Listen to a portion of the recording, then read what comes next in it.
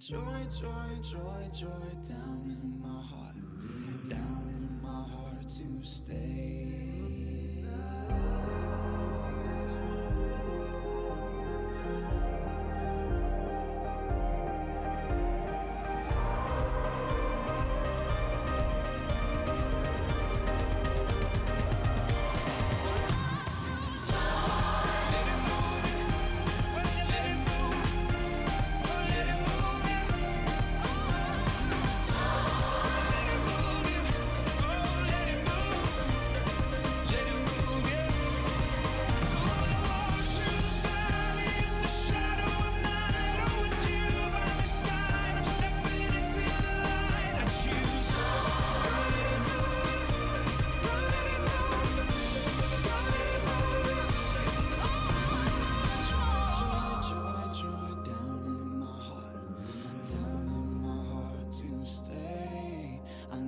Joy, joy, joy, joy down in my heart to stay. The Morning Invasion with Dex and Steve-O.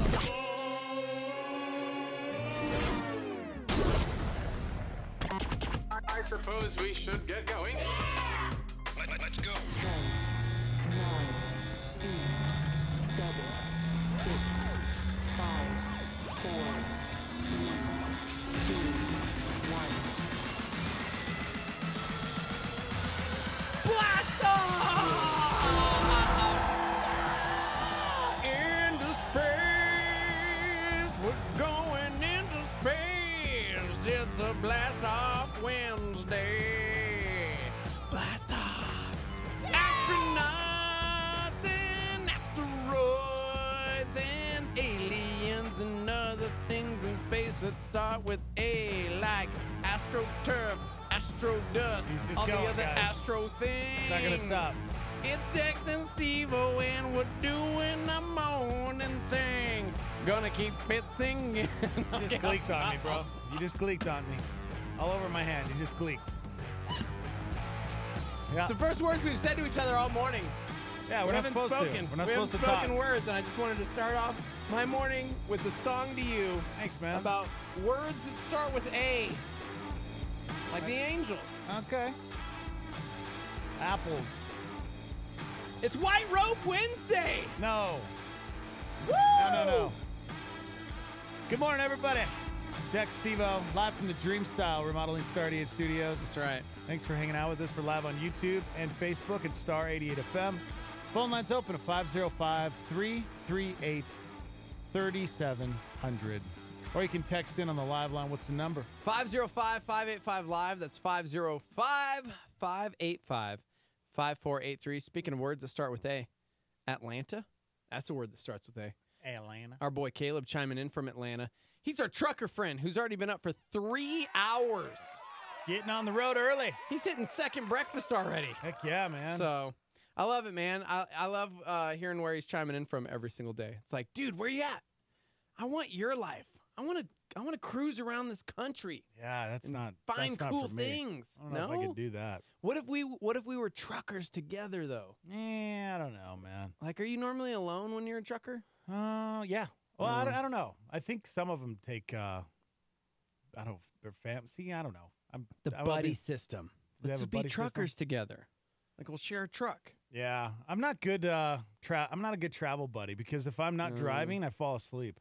Oh yeah, that's true. Yeah. That's very true. Every road trip ever. So Seriously, never mind. I just fall asleep. I'll just go alone. I've been like that since I was a baby. Yeah. Mm-hmm. Sorry, man. You're gonna have to find another guy. Caleb says it's fun unless you're like a family man. So Yeah, that would be hard. It'd be Yeah. really hard. Leave your family all the time. Pat's curious if I'm on pain meds again, which I'm not actually. Yeah, you might be. That's just natural. Yeah, you might be. I wish I were right now because, man, today, for some reason, guys, pray for this body. I'm not doing too well today. Kind of, Yeah. yeah. Sorry, dude. It's okay. It's what happens when you total your car Yeah, man. on the freeway at a high rate of speed. We just pray that you will not get into another accident. Well, I don't have a car right now, so it's difficult Well, to get into one. mm-hmm. So How'd you get here today? I drove my car.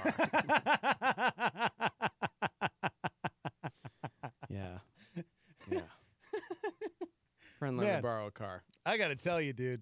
I got to the past like 4 or 5 days. I rented a car, and it was very It luxurious. was a nice car. car. Beamer. I showed up this weekend for a barbecue, and there was a Beamer out front. I'm like, what is that? That was my car. I was driving for a few days because mine was overheating. And yesterday, Oh. I had to let her go. It Yeah. was sad, man. She wouldn't leave, so I had to pick up rocks and throw the rocks at her. I said, just go out of here. I don't love you. Leave. And she cried, and eventually she drove off, Wow. and I cried some more. And then you were arrested for damage to property.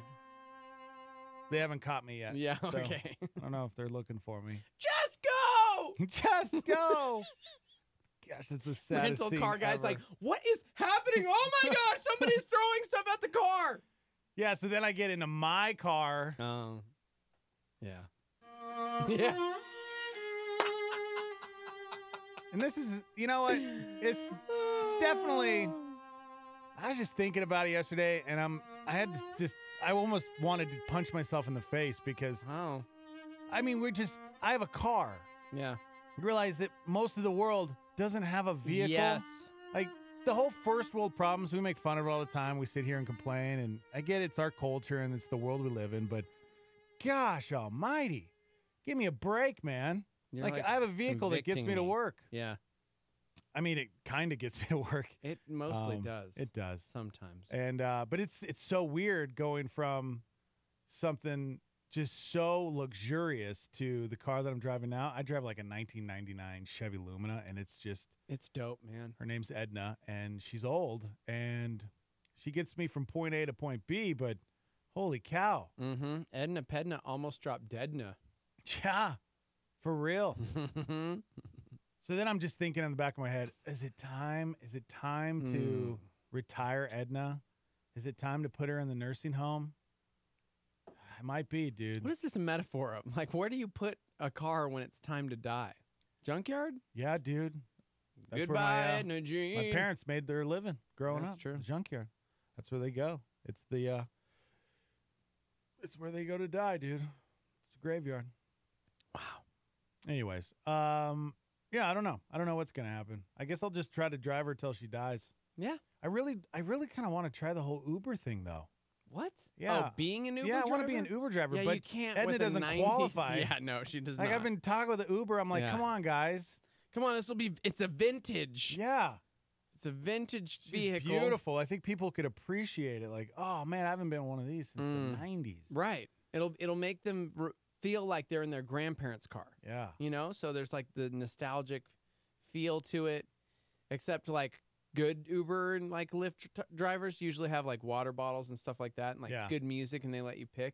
So you would have to not let them pick. You'd have to pretend like they're in grandma's car. Yeah. Like you just sit in the back, look out the window, and then you play like Kenny Rogers and yeah. Do you think it would be cool if I put like a cooler in the back and there's waters in there and snacks? And then you could say, Maybe. hey, here, if you guys want anything, the cooler in the back. Yeah. My Is that grandmother creepy? did not allow snacks in the car though. Yeah, So, well, that's true. yeah. Speaking of Uber,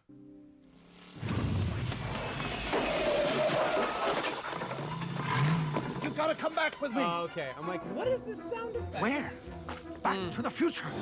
Hey, Doc, you better back up. We don't have enough road to get up to 88. Roads? Where we're going, we don't need roads. Yeah! oh my goodness, guys, this just in. The future has almost arrived. No way! NASA will help Uber test flying cars in Dallas. Wait, Dallas? DFW is my least favorite airport in existence. Do they have anything to do with this? I mean, so we've always complained, man. It's 2018. Come on, where are the flying Where's the flying cars, bro? It'll never happen. You've even said it'll never happen, bro. It's how do you Yeah. regulate My that? mom was an air traffic controller. So growing up, I just like, I'd go visit her at work, and it was like complicated already. Can you imagine adding cars to the equation? Well, I don't know, man, because that's what they're going to do. They're going to be testing this out. They're going to run simulations and other tests for the rideshare company to assess the safety issues that could arise from a fleet of air taxis taking to the skies. NASA's going to conduct these studies from a research facility at DFW Airport. And I guess Uber had previously announced plans to start flight demonstrations in 2020 in Dallas, LA, and Dubai. And it's looking for a 2023 start of a commercial operation. NASA is excited to be partnering with Uber and others in the community to identify the key challenges facing the flying car market and explore necessary research and development and testing requirements to address the challenges. I love this. This is great. It could happen. Uber Elevate is what they'll call it. Taxis in the sky. This can't be real, man. It's real. Why not, man? Gosh. You know what? They probably said the same thing about the smartphone, dude. And you know what? Look at us now. Look at us now. Yeah, we're all like dumber for it. Well, We just stare at our phones. you know what they say? It's safer to fly than drive. Yeah, I don't think they mean it's safer to fly a car than drive a car. How do you know, dude? Yeah. How do you know? Just think about this, okay? Paul pointed out, a car accident is already bad enough. Add flight to the crash factor. Like, you could get into a minor fender bender and die. Like, think about my accident last week. Mm-hmm. It was awful. If I had been in the sky, dead. Like, are they going to put airbags on your roof now? Like, See, but here's the problem. I think everybody's thinking Back to the Future when they're actually on, like, highways in the sky and there's traffic they're everywhere. called skyways. Skyways, sure. That's probably not what it's going to be like. It's probably not, I mean, maybe hundreds of years in the future, maybe that's what it develops into. But come on, man, look at how planes aren't close together. They're pretty far apart, you know, as far as where they're at in the sky, right? You could be driving on a road and a car could hit you and then fall and you're dead. You just got hit by a car from the sky. What if you run out of gas in the sky? You know what? You don't Knock it till you try it. Yeah, don't destroy this dream that Uber has. Somebody said people can barely drive regular cars. This will never work. Yeah, but that's the thing. I don't think it's one of those things that's like, oh, it's easy to go get your pilot's license to fly a flying car. Yeah. You know? Yeah. So, you know, I mean, it's just they're testing it. They're just trying to see how they could make it happen. But it's happening in partnership with DFW, and we all know that is the worst airport in the history of airports. Wow, man. Okay. I got stranded overnight there once. Yeah. I don't know that I've ever had a connecting flight in Dallas that hasn't gone awry, that's been delayed, that's been canceled. Seriously. And yet somehow it's the cheap flight, so I always end up having a connecting flight in Dallas. Oh, I hate you, DFW. Hate it. First world problems, man. Yeah, that's true. You know? But, hey, it's the first step. Maybe that is the future, man. Flying cars. I'm in. Ooh. They say, you know, they would probably, you know, be one of those things where they'd go about 200 miles an hour. How fast does a regular airliner go? What? Yeah, about 200 miles an hour. You mean like a Boeing, like 747 or whatever they are now? Yeah. I don't know. Yeah, because they were saying it was 200 Cruise miles an speed, hour. 562 miles an hour. Wow. For a 777. Jesus' airplane. Jesus' airplane. Yeah. Yeah. Where did I read that? I thought it was in the article. It was something like that. They'd be about 2,000 feet in the air, and they would go about 200 miles an hour. Wow. Yeah. Anyways, I thought that was pretty interesting. Yeah. So we'll see what happens, guys. Sure. Oh, big show today. Big show. We're going to talk about breastfeeding in public coming up. Yeah, this has got to be... It's going to be a very interesting conversation, that's for sure. Yeah. Breastfeeding in church? Okay, you can't set it up like that. 8:30 we'll discuss, guys. Not just in public, in church. I mean, who does that? Well, actually. You know what? I think you'll be surprised on which side I'm going to take. Because when I got the story yesterday, yeah, I honestly sided with the mom. Okay. We'll talk about it coming up. Yeah. By the way, a member of the Star Army backs me up, says I'm on to something. The only time they ever flew into DFW, flight was canceled. Oh, jeez. It's a conspiracy. Yeah, I think I've been there a couple times. I haven't had any issues. I got stranded at the Denver airport overnight, and that was terrible. Really? Ugh. Oh, I would love to get stranded in Denver. Everything shuts down at like I love 11. Denver. It's terrible. Coming up, somebody polled over 1,100 radio hosts across the country and asked them some questions. Like, do you think you have a face for radio? How many people in radio, what percentage of people said that they had a face for radio? If they asked you, do you have a face for radio, what would you say? Be honest. I have a face for radio? Do you have a face for radio? I mean, I know you have a face for radio, but like, me?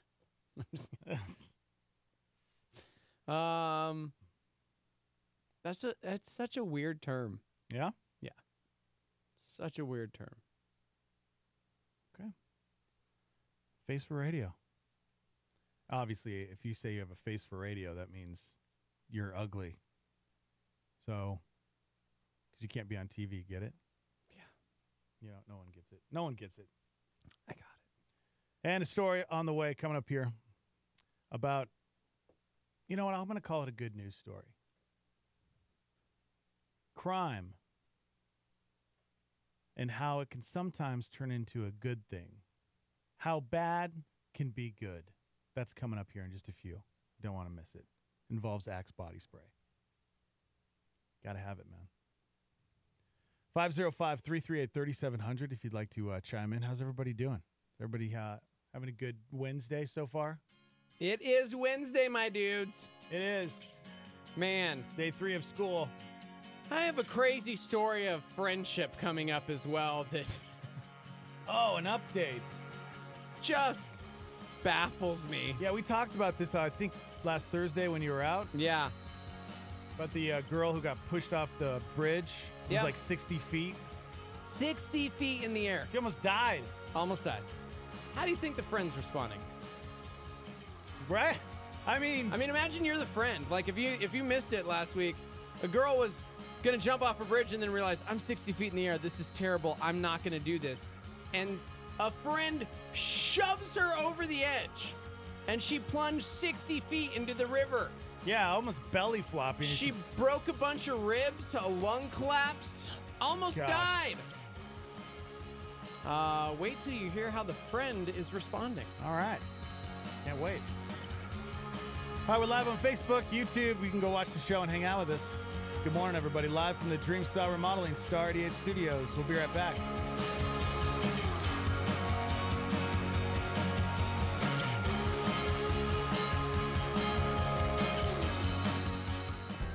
Evangel Christian Academy is a private school that is Christ-centered for tomorrow's leaders.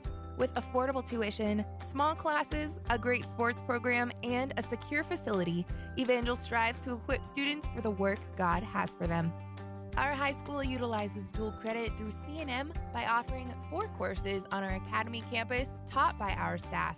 Evangel uses a leadership-driven and individualized learning model to help prepare your student to stand strong in their faith and be ready for the real world. To further speak to individual students with various circumstances, we have a Christian-focused online homebound program for up to 20 students, grade 6 through 12.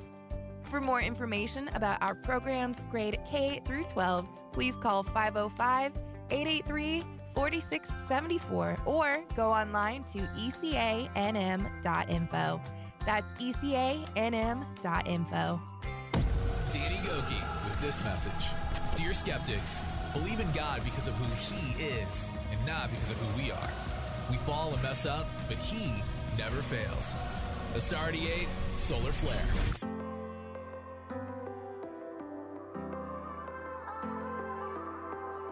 I've tasted hopelessness. I know what heartache is. But somehow through all of it, your love remains. I've lived through brokenness, feeling faceless. But I'm not anonymous, you know my name. Your word is a light unto my feet. Your love is my identity. All that matters is you make all things new. There's no disaster that you cannot undo. This world will fade and life will change. All of this is true, but all that matters is that I matter to you.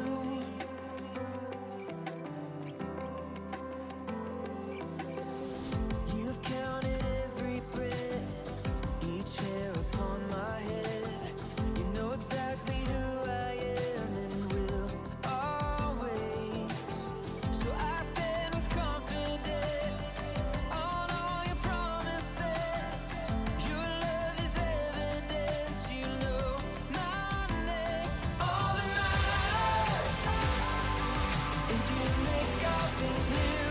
There's no disaster that you cannot undo. This world will fade and life will change. All of this is true, but all that matters is that I matter. Yeah. All that matters is your love will never fade. All that matters is you're for me for always. All that matters is your love will never fade. All that matters is you're for me for always. Your word is a light unto my feet. Your love is my identity. All that matters is you make all things new. There's no disaster that you cannot undo. This world will fade and life will change. All of this is true, but all that matters is that I matter to you.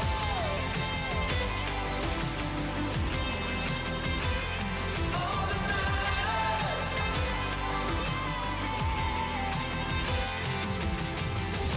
All that matters is your love will never fade. All that matters is you're for me for always. All that matters is your love will never fade. All that matters is you're for me for always. Ben Corson considers fear with a Star 88 PowerPoint. A lot of people think, okay, well, I'm nothing more than a materialist. I'm fingernails and belly button and toenails, and I'm matter, and I'm gonna be recycled, and one day I'm gonna die, and I'm gonna be buried, and then in a million years, humans in the future, they're gonna dig me up, and then they're gonna use me as coal, and then they're gonna put me, coal, in the fireplace, and then in a million years, I'll be smoke billowing out in the ether somewhere. That's pretty depressing. But if you don't believe in God, that's it. If you don't believe you're a spirit, you only believe you're a body, then that's what you believe. Your matter is going to be recycled. But scientists also tell us that energy cannot be destroyed. So while all matter is recycled, it's also true that listen, energy can't be destroyed, nor can energy be created.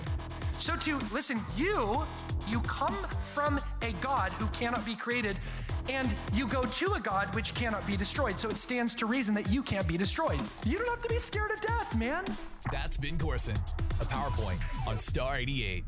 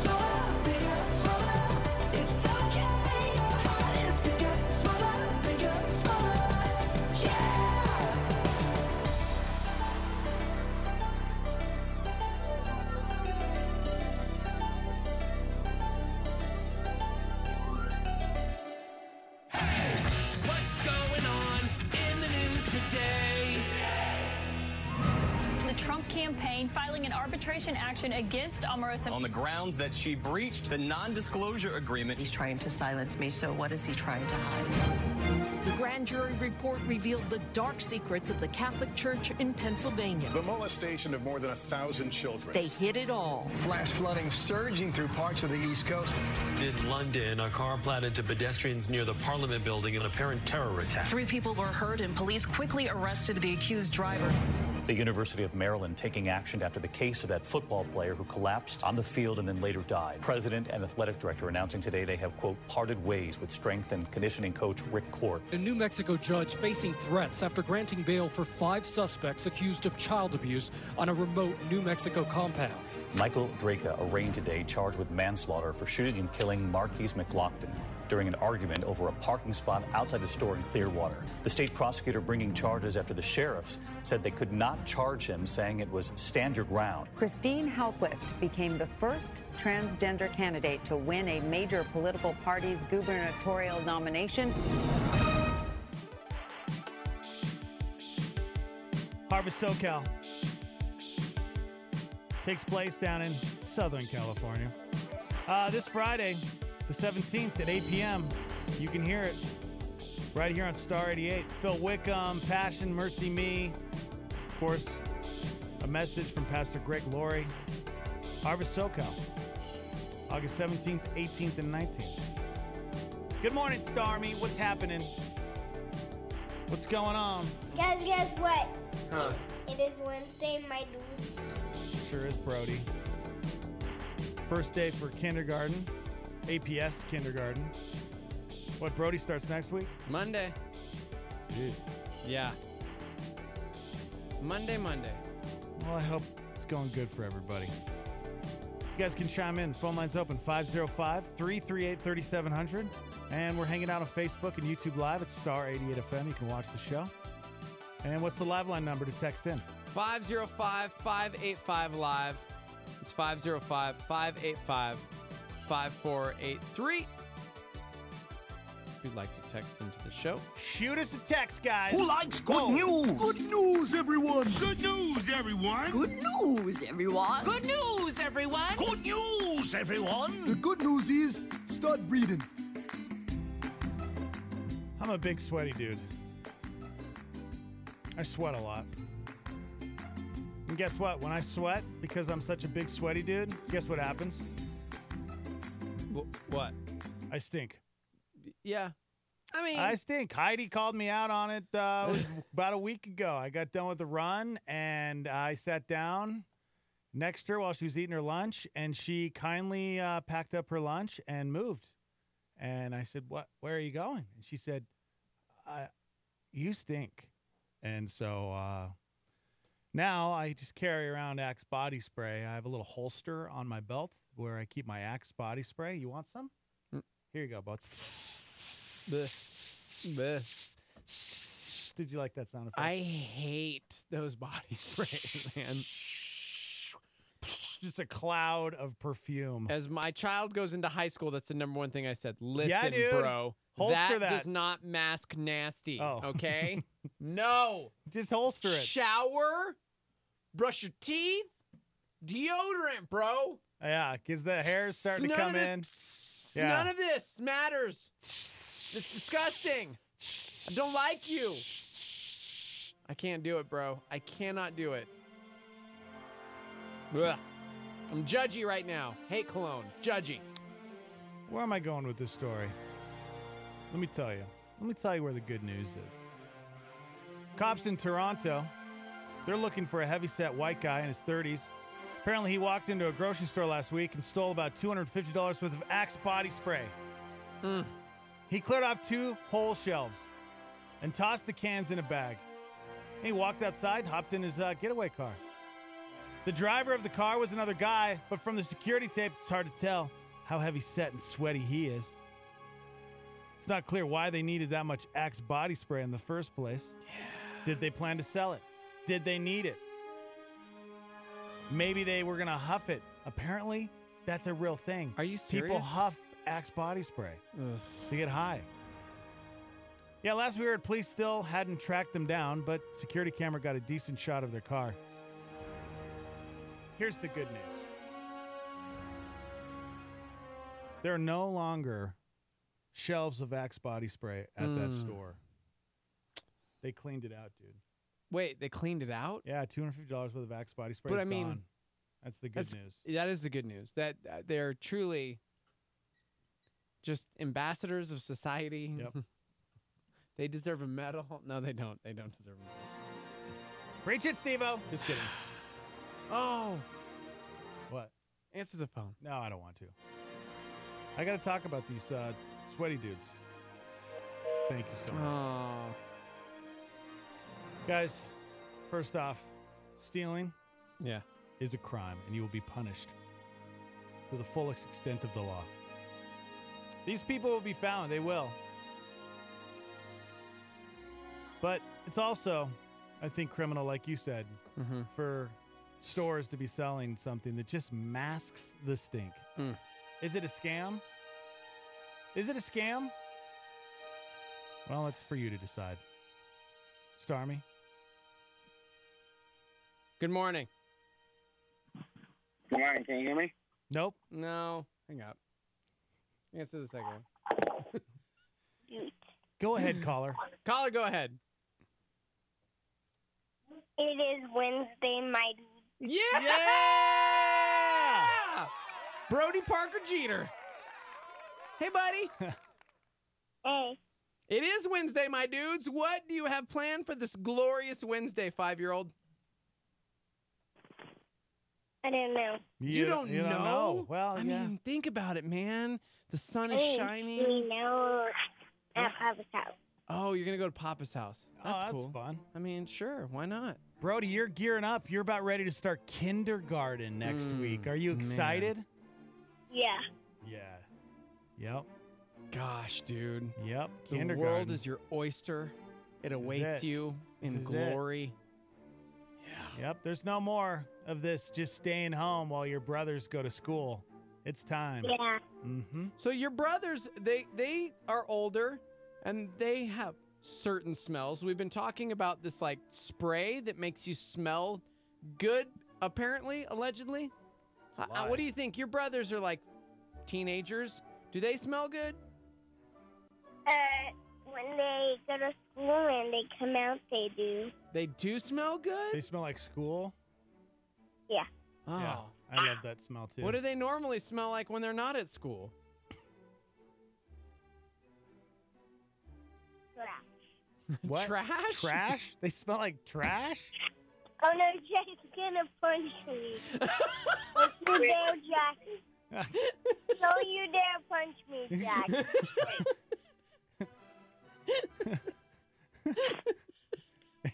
Well, you did just tell your brothers they smell like trash. Yeah, but I mean... Yeah. Honesty from a 5-year-old. That's true. Yeah. Brody wouldn't lie.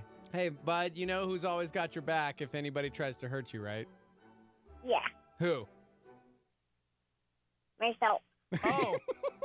Well, as long as you can depend upon yourself. Myself.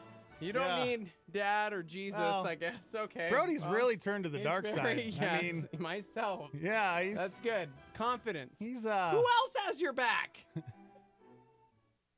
Papa. Okay. Uh-huh. Well, Papa, I that am grandpa? chopped liver. Yeah, apparently. But which 4 else has your back? You? Yeah. Oh, thanks. Yeah.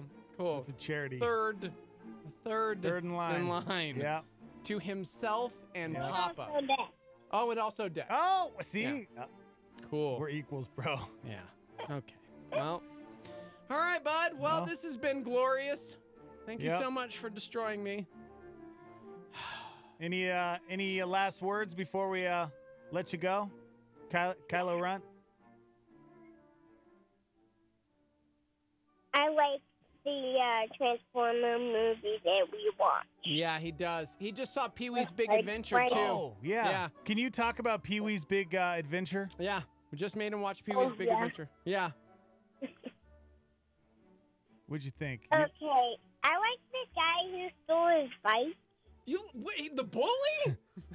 Yeah. Why do you What like are you doing? Why do you like the bully? Steve-O, Because Chrissy. remember the screen Yeah, the scream. Yes, I remember the They scream. made me He's truly turned to the dark You side. liked the bully because it caused Pee-wee to scream? Yeah. Oh my gosh, I have failed. Yep, you have. What else did you like about Pee-wee's Big Adventure? I don't know. Well, the freaky part was because of the clown.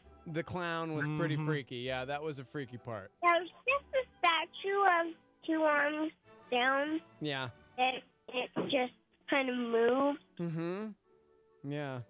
Clown Broke his statue. chain. Yeah. So the clown scared you, but you liked the bully. Yep. Okay. Well, Yep. I've created a monster. You have. Yes, you have. So awesome. His heart is so black. Brody, when you start school on Monday, are you going to be the bully or the helper? The what? The what? The helper. That's right. Helper. You're The gonna help helper. people because we don't bully people. Well, yeah, a bully would We never don't- say we that don't they were a actually- bully, though. So Yeah, we don't like bullies because bullies are mean and they like steal things yeah, and they're hurtful. you want to help people when you go to wanna- school. You want to be nice. Yeah, you want to help people. Right. Right. There's no revenge. Right. Yeah. Okay. We need some we need good words from you before we let you go because right now we're kind of worried about you. So, what? Tell us something good you're gonna do today. I'm going to drive to Papa's house. He's gonna drive a car. Amen. He's fine. Amen. Cool. He's gonna drive. All right. Yep. Well, Well, be safe. Make sure you buckle up. No, not me. Oh. Yeah. Okay. Well, have a great day, son. I'll be praying for your soul. Okay. Yeah. Whoa. Love you, kid. Jeez. Love you too. Bye, All right, Brody. Love you. bye.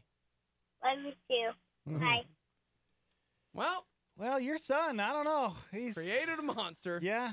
He's definitely taking on that whole Kylo Ren character. He got that costume and he got serious. Yeah. He liked the bully because it made Pee-wee scream. Mm-hmm. I don't know if that's my fault or the movie's fault because they perpetuate comedy through pain. Yeah. Huh? Yep. That's what Pee-wee's Big Adventure taught me. Am I right? Yep. Dang it. No helping Brody, guys. Sorry. Good morning. Is this Emmanuel? Yes, it is. Oh, wow. What's I had up, no guys? idea. You've been calling for 50 minutes. What's up, Emmanuel? I'm sorry. I'm sorry, my bad. I guess I needed some advice. Oh. Well, you called the right place because this is the advice hour on Wednesdays. Oh, see, I didn't. No, actually, I didn't know. I usually work on Wednesdays. Nice. I work 2 jobs, so. That's perfect, man. What do you need, buddy? Yeah. All right. So, I recently, I guess I was officially divorced like about 3 weeks ago. I was married about 3 or 4 years. So I don't know if you guys. I'm sure you guys have, or people call you all the time about, I guess, advice for divorce. But I know I'm going through the healing process. But I guess I could share with you. I've been, instead I guess looking at it so negative. Like, yes, divorce is sad. Divorce, obviously God doesn't like that. But I could take the things that I learned, the mistakes that I did in this marriage. So if there's ever like another person in time or whatever, then I could better myself. In other words, does that make sense? Yeah. So what's the question? I don't know. I mean, right now I feel like God's been calling me or moving me. Like, I want to do something in life coaching. I went to college for my major and minor in Bible and counseling, but I haven't gotten my master's because that's obviously more money, more debt, stuff like that. So I heard this whole idea about life coaching, and I don't know too much of the philosophies of where they get, you know what I mean? Yeah. I'm sure you guys heard about life coaching and stuff. But I don't know. I know I do well with one-on-one people, and I want to learn more. So I mean, what do you guys think about life coaching and stuff like that? Yeah. I mean, I'm just curious. Like, so your life's in shambles, so you want to coach other lives right now? No.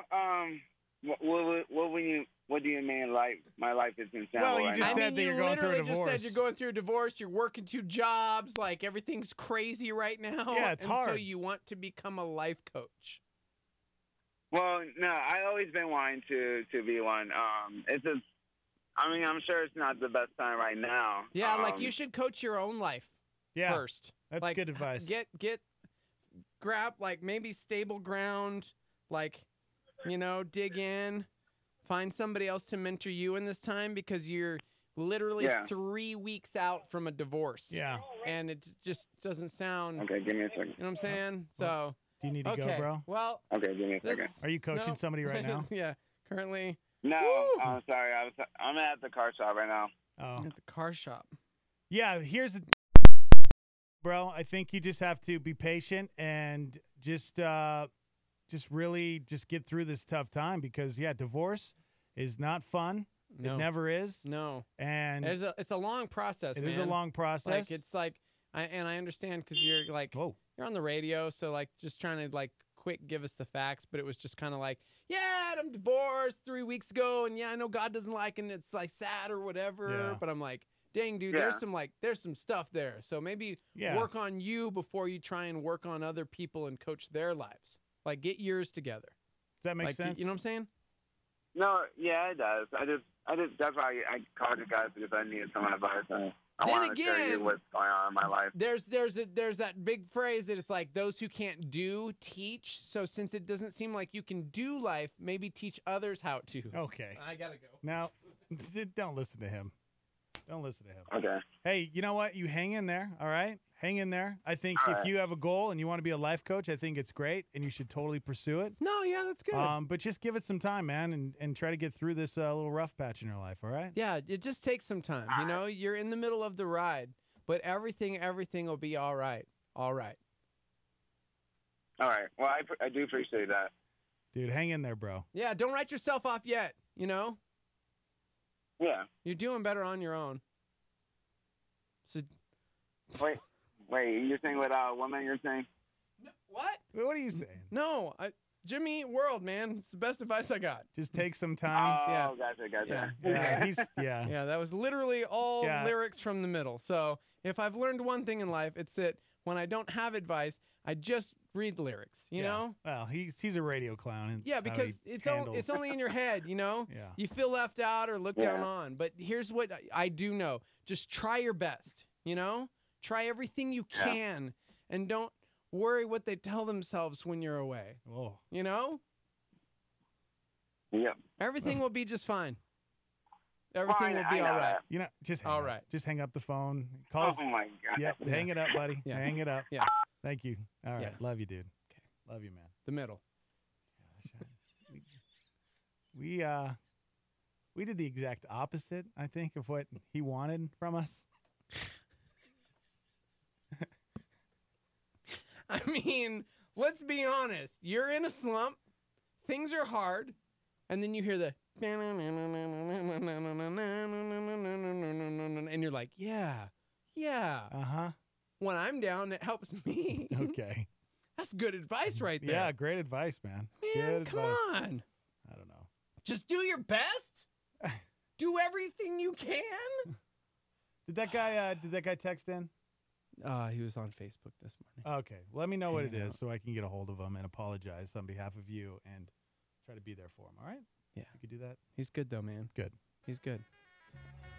Honestly, when we go through chaos in our life, sometimes we want to just shut everything down and go, if only I had a new life today. Yeah. I'm going to literally change everything today. And it's like, hey, sometimes you have to go backwards and find that foundation and lay that foundation in Christ before you can build anything new. We don't want to do that. We want to just start building and moving on and forgetting all that. But obviously there's a lot of hurts. There's a lot of bad. There's a lot of things that came along with it. He even said himself on the phone call, it was his mistakes that caused the divorce. Yeah. Therefore, he's got to fix him before he can try and do anything to help somebody else in life. Yeah. You know what I'm saying? That's true. Fix you. Lay that foundation in Jesus Christ and then try and help other people. I've seen it way too many times where people are just like, my life is in shambles. I don't even want to think about my own life. I'm just going to try and like talk to other people about their life. Yeah. Like, don't negate all of the things going on inside of you, Emmanuel. You do you, boo. All right, we got to take a break. Is You that guys can chime better? in. Is that That's better? Is that yeah. realer? Yeah, I guess. Jimmy Eat World the middle.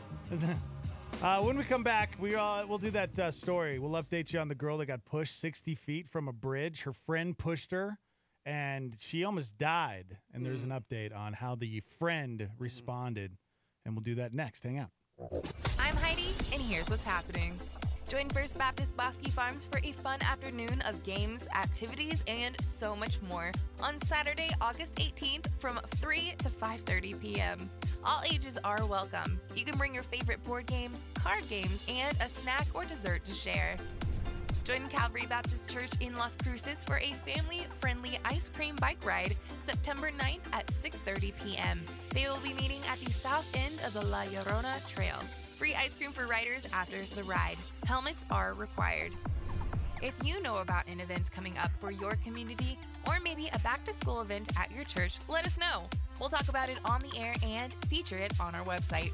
All you have to do is fill out the form online at star88.fm. For more information about events happening in your community and so much more, visit star88.fm. For what's happening, I'm Heidi, and this is Star 88. A Star 88 Supernova with Greg Laurie. You know, some people are cheap. Some grandparents are cheap. I don't get cheap grandparents. You know, your job as a grandparent is to indulge and spoil. Leave the parenting to your kids. You know, grandparenting is the reward for all that you had to put up with your own kids. And it's their punishment for what they put you through. So let them do that. You're the grandparent. I want you to think about God like a grandparent for a moment. I know he's called a father in heaven, but a grandfather's a father too. Your Father in heaven loves to indulge you, not spoil you, not give you things needlessly, and certainly not things that would hurt you. But he loves to lavish blessings on you. He loves to lavish provision on you. It's his joy. It's your Father's good pleasure to give you the kingdom. Catch Greg Laurie's teaching show, A New Beginning, on our sister station, KNKT, weekdays at 8:30 a.m. on 107.1 FM. This is KLYT, Albuquerque, Santa Fe, Star 88, New Mexico's fresh alternative.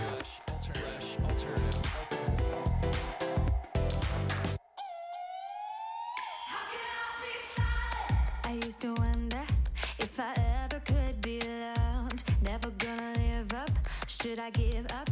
Will I ever be enough? What I didn't understand is you love me as I am. I don't care what anybody thinks about me. You're the only one that I... No, I don't care what anybody thinks about me. How could I be silent when there's all this joy inside my heart? How could I be quiet when you gave me light to pierce the dark? How could I be silent? I will not be silent. Even though my sin hurt, let's crimson. You washed away those stains, and the grace you've given is the reason I'll never be the same. How can I be silent? I will not be silent. How can I be silent? I didn't want to stand up, kept my head down, insecure inside my skin, always looking back over my shoulder, making sure I blended in. Then you gave me a new name, and I never was the same. I don't care what anybody thinks about me. You're the only one that I... No, I don't care what anybody thinks about me. How can I be silent when there's all this joy inside my heart? How can I be quiet when you gave me light to pierce the dark? How can I be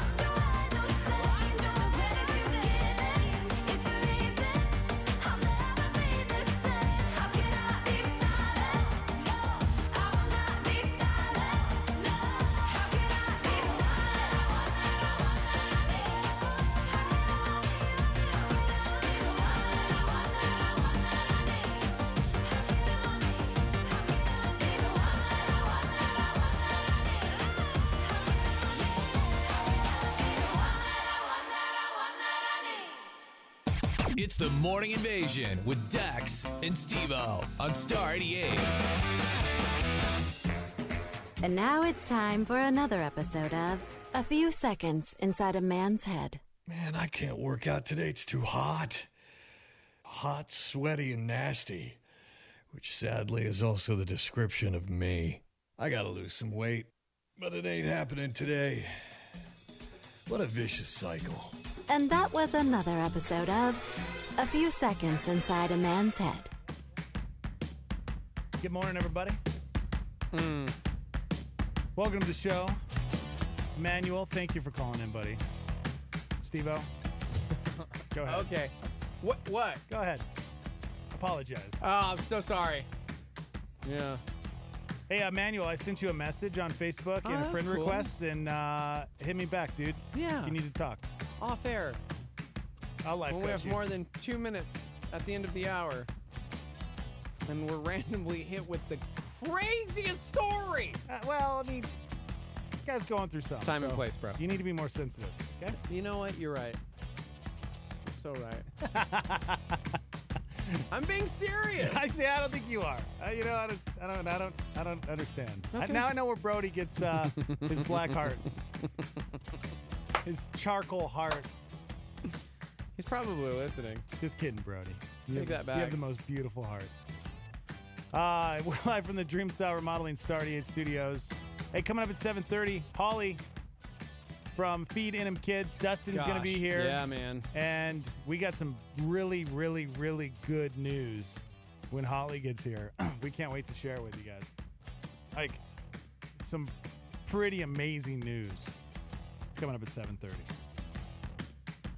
All right, you have a story, little update on Thursday. Matt and I covered the story about a girl. She was on a bridge with other people. They were jumping off the bridge. It was a 60-foot bridge.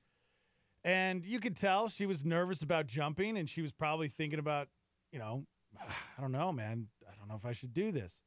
Well, one of her friends came up behind her and pushed her, and she fell 60 feet and kind of almost did a belly flop, and it broke her ribs, ruptured a lung, or a collapsed lung, and she almost died.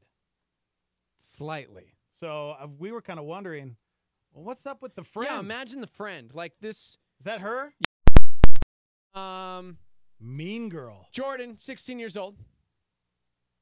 Standing over the edge of a 60-foot fall, on this bridge. You ever jumped off of a 60-foot? No. I have, and it hurts. Yeah, dude. When you're prepared for it, right? Yeah. Like, even if you go knowing straight in, yeah, it still hurts. Well, she climbed over the railing. She's standing there. It's all caught on video. And she's staring out over the abyss and then chickens out and decides, you know what? I am not jumping off of this bridge into this water. Oh, so she did decide that she didn't want to do it? Yeah, she was saying she didn't want to do it. She goes to turn to nope. Oh, my gosh. And the friend just goes, shove. Her friend, 18-year-old Taylor, shoves her, and she plunged 60 feet into the water below. Her body is a wreck, oh my gosh, man. Her leg is smashed. She slammed into the water, right? Like, she didn't have time to brace herself. In the video, you can see her standing on the edge, and then she says, nope, I can't. I won't go in. And then, boom. She says no a second time, actually, but the group tried to get her to leap, and then suddenly one man says, ready, and then a female friend just shoves her off the bridge. She plunged into the water below, landed with like a pretty horrifying thud. All of her friends gasped. What's crazy is that the friend that pushed her is technically an adult, 18 years old. Oh, boy. Yeah. She has not apologized. She hasn't apologized? She has since decided to, kick it at parties, and she just showing photos of her all over Instagram, just, kicking it, having a good old time. Meanwhile, her friend, I say quote unquote because, is this really a friend? Smashed 5 ribs, bruised esophagus, injured her trachea, air bubbles in her chest, punctured lung. She's not paralyzed. She survived. Immediately, somebody swam out to rescue her. They rushed her to a hospital center in Vancouver, Washington. And, yeah, dude, crazy. She blacked out, she said, like in midair, so she couldn't really, like, brace or anything. She said she came to right as she smacked Oh, my gosh. the water. The mom, of course, is losing it. Mother of 4. She believes the woman should turn herself in. She's an adult. She should have known better. She could have died. Could have ended a lot worse. Yeah. But her friend is like, okay, whatever. Yeah, could you... Not pressing charges. Oh, she's not going to press charges? Yeah. Wow. But everybody else around her is on the attack. Like the mom, the sister. And yeah. her so-called friend who pushed her hasn't said anything about it? She said she wouldn't have done it if she had known the outcome of it. And it was an absurd thing to do. But that's kind of where it stood. Hasn't visited her at the hospital. Wow. Nothing like that. When you look at the video, some are saying this, it looks criminal. You know, like this girl's like wanting to come back and she shoves her off of a bridge. See, that's somebody that doesn't realize that 60 feet can hurt you or kill you. Yeah, and here's the thing. Clark County Fire Chief Ben Peeler confirmed it is illegal to jump from that bridge. So they are currently investigating because they were standing over the edge of the bridge and then, man. Oh, wow. Just pushes her. And like we said, five cracked ribs. And now it looks like the girl that got pushed. Well, that's the thing. She's in bad shape, man. Yeah, so if it's illegal to jump off the bridge and she didn't voluntarily jump off the bridge, right? Then that's exactly what's happening. They need to press charges against She's that girl. 18, and so I can't believe they're not pressing charges. What do you think, Starmy? 505-585-LIVE. That's 505-585-5483. Of course, everybody's up in arms because the girl who pushed her has been at a pool party and hanging at the county fair on Instagram, just like all of these like party life photos. Meanwhile, friend is in the hospital, hasn't visited her, hasn't checked to see if she's okay. Clearly doesn't care. See, that's why I'm saying press charges, because if she was hanging out, trying, feeling bad about what she did and she was apologizing, then, okay, you didn't understand that getting pushed off of a 60-foot bridge could do that. Because nobody really thinks that would hurt you. Pushing someone off of a 60-foot? Dude, when you're in high school, you're an idiot. Like, you don't get it. Don't get me wrong. You don't get it. I get that. You don't understand. You see other people jumping off and they're fine. But there's got to be like, I realize it's stupid, but because people are back and forth. Some are like, bro, attempted murder. And it's like, attempted murder. She wasn't trying to kill the girl. Maybe idiot teenager. I mean, she's 18, but attempted murder? Like, somebody else said if you didn't intend to jump, you got to get back on the other side of that bridge. But in the video, she says no a few times and then is turning to and she gets shoved. So she was coming back to the other side of the bridge. So right. Yeah, that's I don't know. The thing. Starmy's going crazy. Somebody I grew said, up with we had cliffs that were anywhere from 20 to 60 feet where I grew up, and so we jumped off them all the time. But I remember being at the 60-footer, and there was a few times where I was like, I get to the edge and go, nope, I'm not, nope, and I ended up jumping off of it eventually. But oh my gosh, man! Yeah. I mean, you don't mess around with stuff like that. Yeah, because somebody said, what if she had died though? Like, then what with this girl? She would be held responsible if this girl was killed. Right. So why not charges for shoving her? Somebody else said so many charges. Another member of the Stormy said lock her up. Somebody else said attempted murder. Yeah. 505-338-3700 if you'd like to call in. Good morning. Hey, good morning, guys. I just want to say that, definitely attempted murder. Or, I don't know. Right? I don't know why the parents haven't pressed charges yet. Yeah, honestly. That's the interesting thing, because the mom has, she's on the attack, but it doesn't look like the mom has pressed charges because the daughter's saying, no, it's okay. It's cool. Oh, gosh. I wonder if it's one of those parenting things where the kid's in control of the situation. Yeah. Well, that other person that's out there partying right now definitely needs to be locked up for at least a good 2 months. Yeah. At least. Yeah, there's got to be some Teach her a lesson. consequences, you know? Yeah. All right. Thanks, man. Shoot, I'm getting a phone call. All right, guys. Talk to you later. Bye. So apparently, like I said, she did message the girl and say, sorry, had I known you'd gotten hurt, like I wouldn't have done that. But that's kind of where it's at, this girl. Somebody says manslaughter if the girl would have died.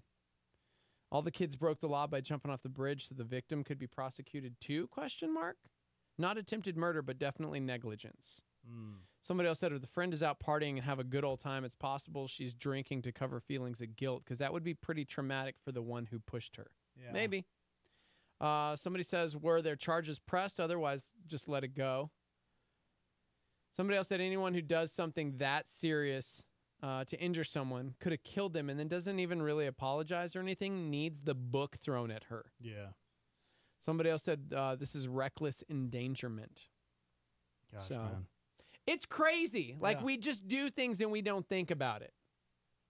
Yeah, exactly. I can't imagine, like, you know what seems like a good idea in this split second? Shoving my friend off a bridge. Yeah. Because it's rocky on both sides. You know, I realize she's like in the middle, but you shove somebody, you don't know what's going to happen. Right. Like, I don't know, man. Yeah. Watching the video, I'm just like dumbfounded. Jay Marie says this young woman needs to be charged with something. I watched I think she meant documentary recently about mean teens. It's crazy what young people do today, forcing others to do something they don't want to. Mark and Thebes both agree. Put her in jail. It's a teachable moment. Stacy says she obviously has no remorse, isn't a friend at all. She needs to be held responsible for this. So Yeah. I know. I can't think of a specific situation like this that happened in my life, but I know growing up, there were times when I've had friends. Luckily, it wasn't a 60-foot drop, but Yeah. they pushed me, and I could have gotten hurt. I've been in that dude. situation before. Mike, Coach Mike, he's Luke's baseball coach. His dad, Terry McDermott, played for the Dodgers. Mike had an arm. Like, this dude, high school phenom, going to the majors. This is going to be, he was at a pool party, and all of his friends were like trying to throw him into the pool, ends up tearing his arm. Oh my career gosh. over. Jeez. I was at a pool party this last weekend for one of Jack and Luke's friends, or a couple weekends ago. And similar thing. We were watching them. They're all like, yeah, and they're grabbing, trying to throw each other into the pool, and just kind of, and I'm just going, somebody's going to slip. Sometimes they don't mean to. This, on the other hand, is a 60-foot drop. Like, to me, throwing somebody in a swimming pool where somebody could still get hurt versus pushing someone off a bridge. Yeah. Like, it just seems like I said, it's under investigation. No charges have been filed as of yet. However, when you look at the video, it's pretty clear that the girl was not wanting to jump. Yeah. She shouldn't have climbed to over the rail. Right. She shouldn't have. But it very much looked like she was like, no, I don't want to do that. I mean, she says it multiple times in the video and goes to turn back and is shoved. Yeah, I wonder this girl that pushed her, I wonder if she's getting attacked by people like at her school. Oh if yeah, she's like getting that's part of the story is that like the sister, the mom, like everyone's attacking her on social media. This girl that pushed her. Yeah. Somebody says people have no self-regulation and no self-control anymore. This is horrible. I would imagine that be almost punishment enough.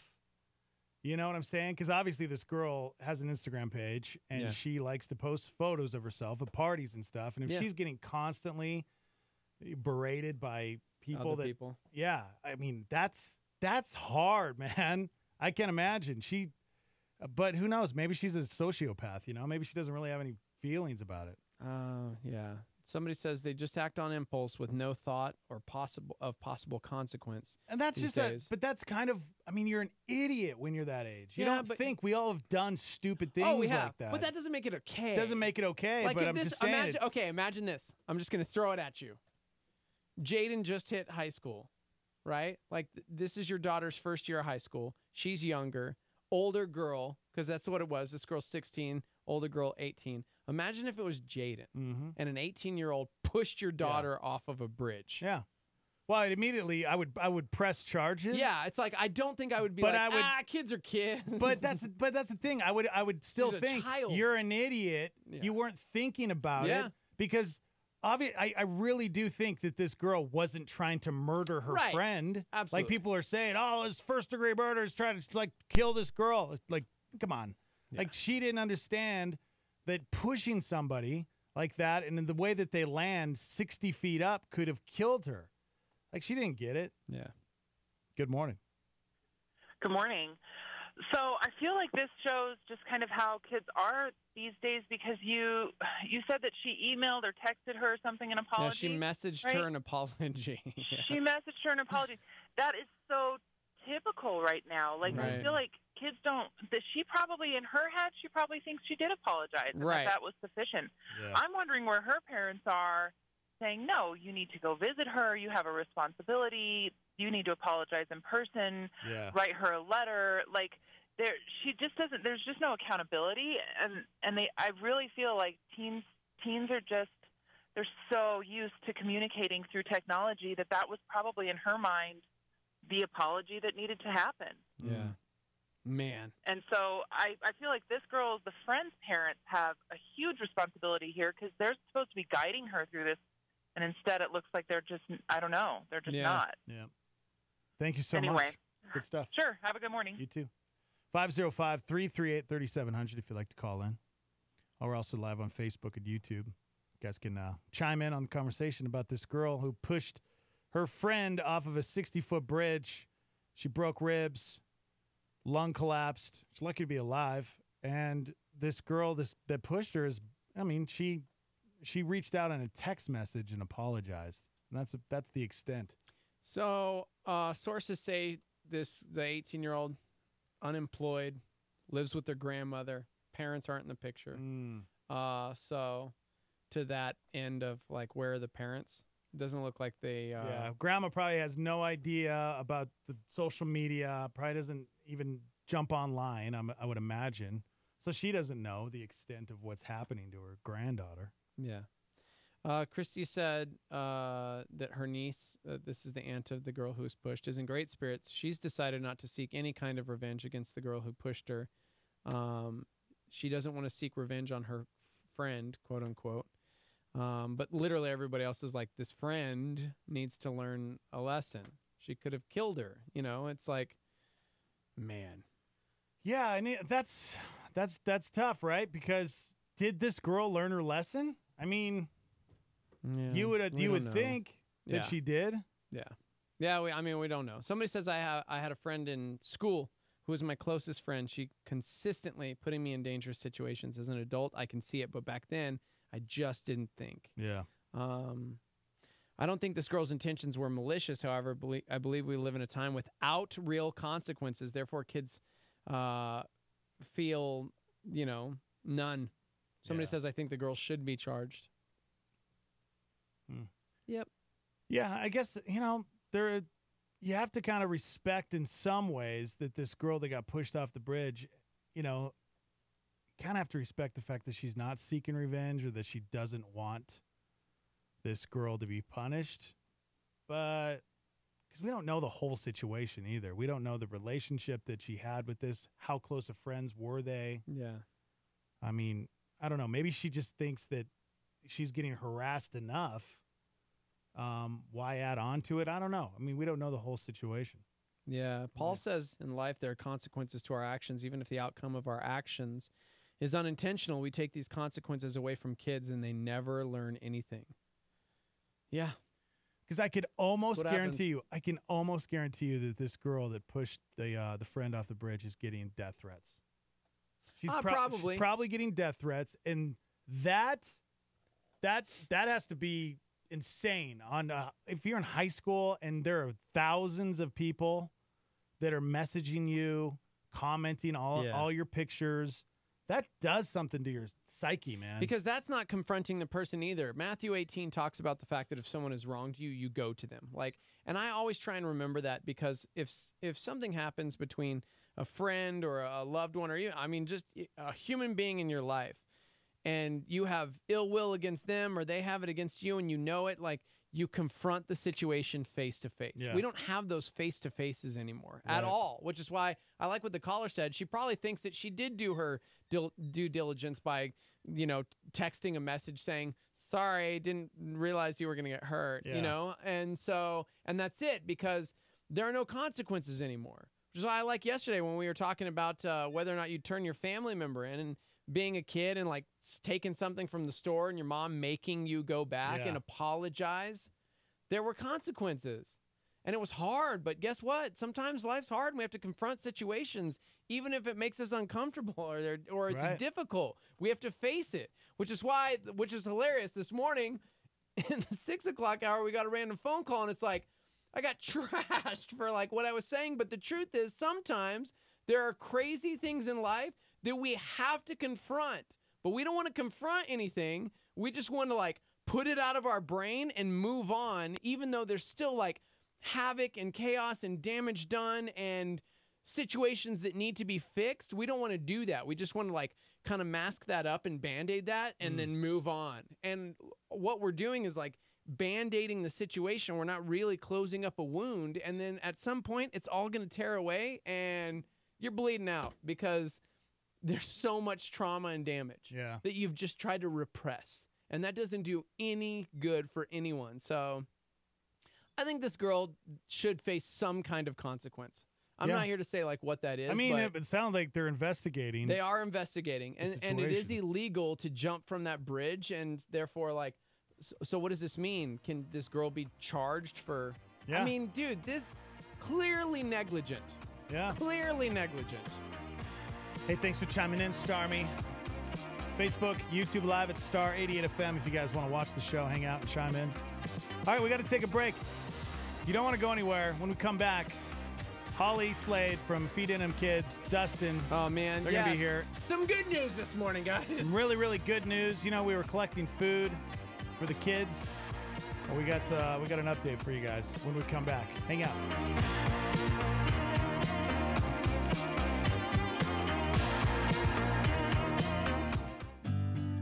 Is your soul in need of a little spiritual refreshment? You'll find it in God's Word. And James McDonald is taking us there now. Do you know what an awesome thing that is? That you are known by the Lord. He knows you. He knows everything about you. The Bible says not only that He knows your name, but that He has engraved your name upon the palm of His hands. God knows you. It doesn't matter that there's 6 billion people in the world. God's knowledge is infinite. He knows you well, so well that if you were the only person here, He could not increase His knowledge of you. He saves your tears in a bottle. Not just aware that you're crying, but calculating the impact of everything upon you emotionally. He knows you. Listen Up is a production of Walk in the Word. Need more James McDonald? Go to walkintheword.org. Jensen Franklin said, "You've probably heard the old saying, you can't stop a bird from flying over your head, but you don't have to let it nest in your hair. You can't always control what appears before your eyes, but you can control how long you look. You can't control every thought that comes into your mind, but you can control how long you dwell on that thought." That's a solar flare from Jensen Franklin on Star 88.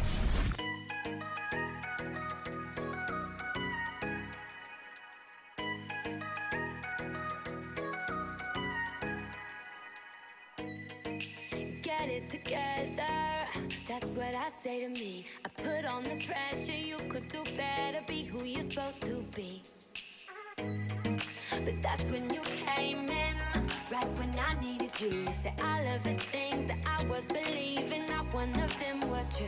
You lifted my head up, I was keeping my head down. I didn't know love, but I do now. 'Cause you stood right there, and then you broke apart the lights. You told me I had something beautiful inside. You got to let the part of me I know had died. 'Cause you stood right there until I saw me through your eyes. I saw me through your eyes.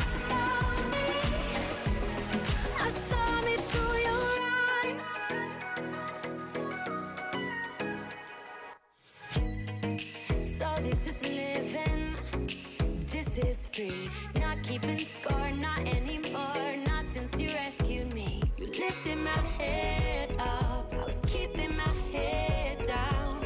I didn't know love, but I do now. 'Cause you stood right there and then you broke apart the lights. You told me I had something beautiful inside. You're about to let the part of me I thought had died. 'Cause you stood right there until I saw me through your eyes.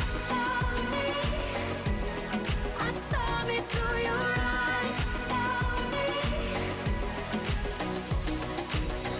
You let me even when I fall apart. I can't explain it, that's just who you are. Don't want perfection, you just want my heart.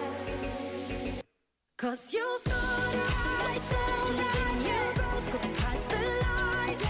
You told me I had something beautiful inside. You're about to light the part of me I thought had died. 'Cause you stood right there until I saw me through your eyes.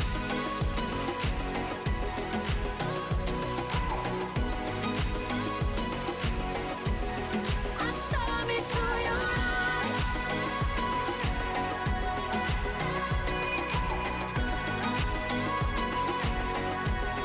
I saw me through your eyes.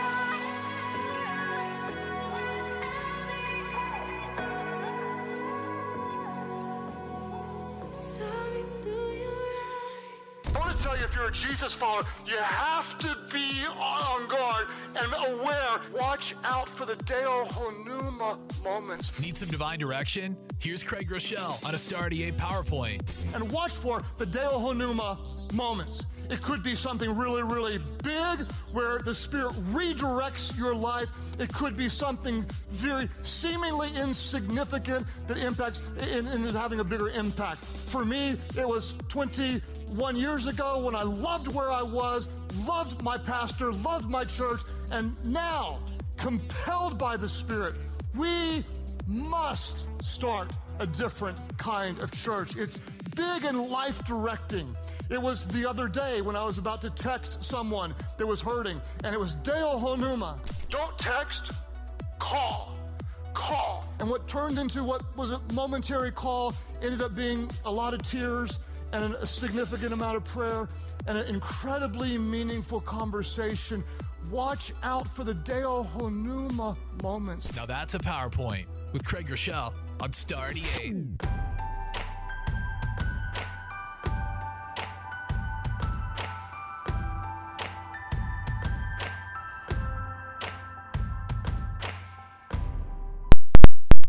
Usual suspects. I'm an unlikely candidate. I never deserved such grace. If you know me, you know I've been changed. You and me, we're not that different. Truth is, don't want you to miss this. Beautiful, beautiful purpose you were made for. Honestly, I could say it 100 ways. I could tell you 1,000 times. But if you really want to see redemption, take a look at my life.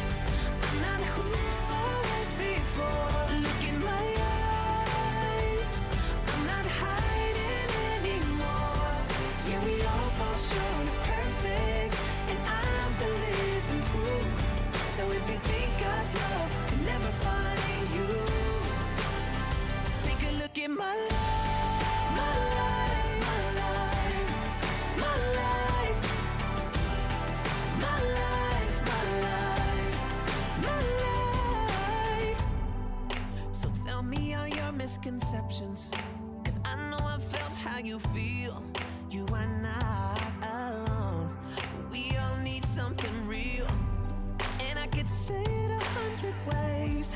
I could tell you 1,000 times. But if you really want to see redemption, take a look at my life. I'm not who I was before. Look in my eyes. I'm not hiding anymore. Yeah, we all fall short of perfect, and I'm the living proof. So if you think God's love can never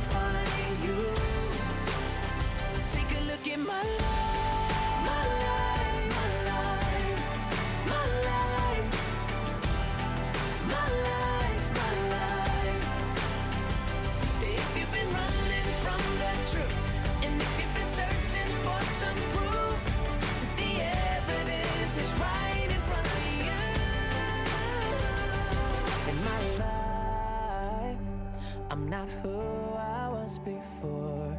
No, I'm not hiding. Take a look at my life. Take a look at my life. I'm not who I was before. Look at my, take a look at my eyes. I'm not hiding anymore. Yeah, we all fall short of perfect, and I'm the living proof. So if you think God's love can never find you, take a look at my life. Just take my life, my life. Just take my life, in my life, my life, my life, my life, my life, my life, my life, my life, my life, my life. Hey, what's going on in the news today?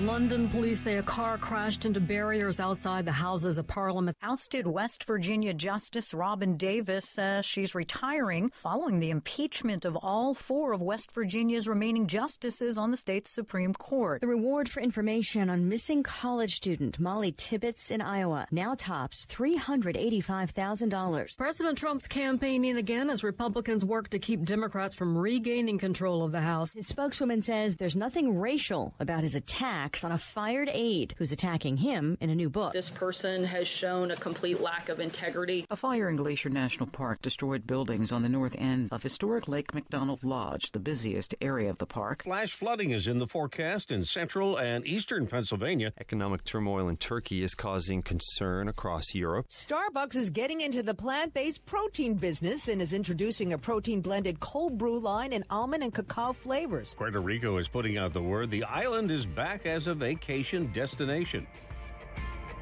Live from the Dream Style Remodeling, Star 88 Studios. Good morning, Starmy. What's happening? Tex and Steve-O. Yo. You guys can hang out with us on Facebook and YouTube Live at Star 88 FM. You know, I had a dream the other day, Steve-O. Yeah? That I won the Powerball. Okay, you have weird dreams. And what did we do with it? When I collected my giant check, I had one thing on my mind. The kids of New Mexico. Yes. I was going. You were going to say that. I was going to give some of that money to the kids. Okay. But then, hold on. Let me finish. Let me okay. finish. Something came over me. I don't want to say it was God. I don't know what it was, but I got kind of convicted in my heart because me giving that, you know, whether it's $1 million or $10 million to help feed the kids, that's amazing. But at the same time, we got to see firsthand when we were broadcasting live last week, when we were collecting food, non-perishable food items. Man, you, Starmy, get to be the hands and feet. You guys get to do something amazing. We always say it, when you get to go out there and do something for somebody else, there's something that is special about that, right? It makes you feel good when you give something, right? And that's why God uses us. He chooses us in certain areas in life, right? Just like he uses us here on this radio station. He uses you at a job to go out there, and he's using you to go out there and buy extra food for these kids, because we have Holly on. We have her on a lot from Feeding Them Kids. Heck yeah, bro. And there's a problem here in New Mexico, and the problem is there's thousands of kids right here in our city that go hungry every single day, and it's unacceptable. Sing it, Dex. Holly's here. Good morning, Holly. Good morning, guys. How are you? Good. Such a weird microphone. I don't like it. What happened? It's weird. It's a little muffled. Yeah, no, it's there. Good. It is. You're good. You got it. Okay, Yeah. I wasn't close enough. All right. No, I mean, no, you're good. You're good. Okay. Hi. Hey, I came in Whoa. to say thank you to you guys and to Starmy. Yeah, this is crazy. Yeah. This is crazy. So last week we did this 4-hour live remote over at First Financial Credit Union over on the west side. They were amazing community partners. They're actually still collecting food through the 15th. And so what we did was, you know, we were out there and you guys were making the appeal, and Daniel was on afterward making the appeal, and we're trying to increase awareness. Okay, so as a result of that, we got over 1 ton of food. No way. 1 ton of food? Which is Over crazy. 1 ton. I'm posting it to our Instagram, by the way, at Star88FM. It'll also go to our Facebook. But again, get to our Instagram at Star88FM. And I got the photo of what a ton of food looks like. That's crazy. crazy. Yeah, because how much food did we just collect while we were broadcasting there? So while we were broadcasting there, it was 300 pounds. Okay. And so that's what people brought. And I mean, it was amazing. We had, remember the plumber? So the plumber's in between calls and he pulls into the parking lot. There was a grocery store in the parking lot. He goes to the grocery store and he brought over a bunch of food. And then there was a mom who is homeschooling her kids. She had 3 kids. That was their first day of school. So she used it as a teaching moment. She gave them each a budget of $25, took them to the grocery store, and given the foods on the list that we were asking for, told each of the kids they could spend it how they wanted to. And so they were doing math, they were doing budgeting, they were doing nutrition. Yeah. And then she brought all the kids over and they brought the food. I mean, it was just fabulous to see the way people embraced it in their lives. Yeah, that's really cool. For real. It's really, really, really cool. You texted that photo and I was like, oh my gosh. Yeah. We did it. And then I got really excited and I was like, how long is this going to sustain our New Mexico homeless children population in their bellies for? And then you told me. Well, I mean, it's staggering. And so it's awesome. I don't want anybody to lose excitement over how awesome 1 ton of food is. Exactly. Because it's amazing. Yeah, it's incredible. So better than 0 tons, which is what we had before. Yeah. Exactly. Yeah, 2 years ago, there was 0 tons of food. 0 tons of food. So, our meal packs weigh 2 pounds. And so a ton of food is 2,000 pounds. And so that's 1,000 meal packs. And so that's awesome. Yeah. We've got 3,750 kids that are in need of these meal packs every week. And so 1,000 meal packs feeds 1,000 kids for 1 weekend. Man. Punchline. I mean, 1 weekend. It's like, I mean, 1 weekend. That's incredible, but at the same time, it's like, wow, we have to continue to do this. But think about that. Every 1,000 kids. I mean, even for a weekend, 1,000 children will be affected by this in a positive way for a weekend. And I was like, yeah, that's awesome. Yeah, but then what? Yeah, but you guys think about how big Roadrunner Food Bank is, right? Yeah. Shipping food all over this state. You know how that started? It started with a pastor who was a corn farmer. Oh, no way. One guy.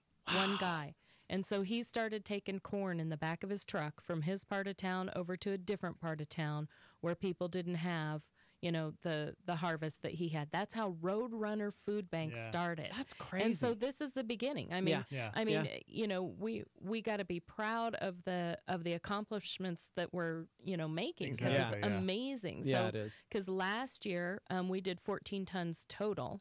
And so this year, we're just cresting over 9 tons. Okay. And that's just the numbers that I have.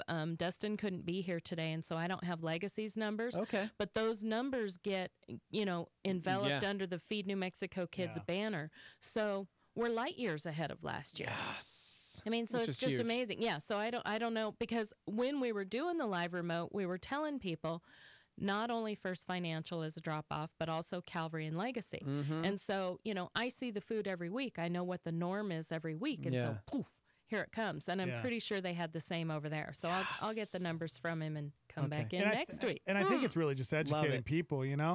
Because that's it. We just got to get the word out. And Starmy, that's what we need you to do. We need you to tell people about the problem. Well, I mean, ever since you came in the first time and said, guys, we're #1 in childhood hunger. I was like, what? Okay, what does that mean? And then learning that, like, we are literally dead last in taking care of the children who are considered quote unquote homeless, living on a couch, maybe with a grandparent with like 6 other kids in the house, or just couch surfing, motel surfing, whatever it may be. Just within the APS school system alone, I'm sorry, there are 4,000 children that are hungry, that don't have meals at nights and weekends. And what can we do? Like, it's cool to see how members of the Starmy and the body of Christ has just stepped up. You know, like, it's incredible to me. It is. So when you sent me that photo, I was like, I got to post it right now. But I've been sitting on it waiting for this conversation this morning so I could get it to our Instagram and our Facebook, because I was pretty proud to see those full bins and to know that we were able to do something real in our community, something tangible, something that we can see and go, wow, dude, that is 1 ton of food. Thank you, Starmy. Thank you. So and I think it's so important for people to understand that, to be able to see the tangible result of something like that. You know, what are you trying to do? We're trying to increase awareness. We're trying to gather food.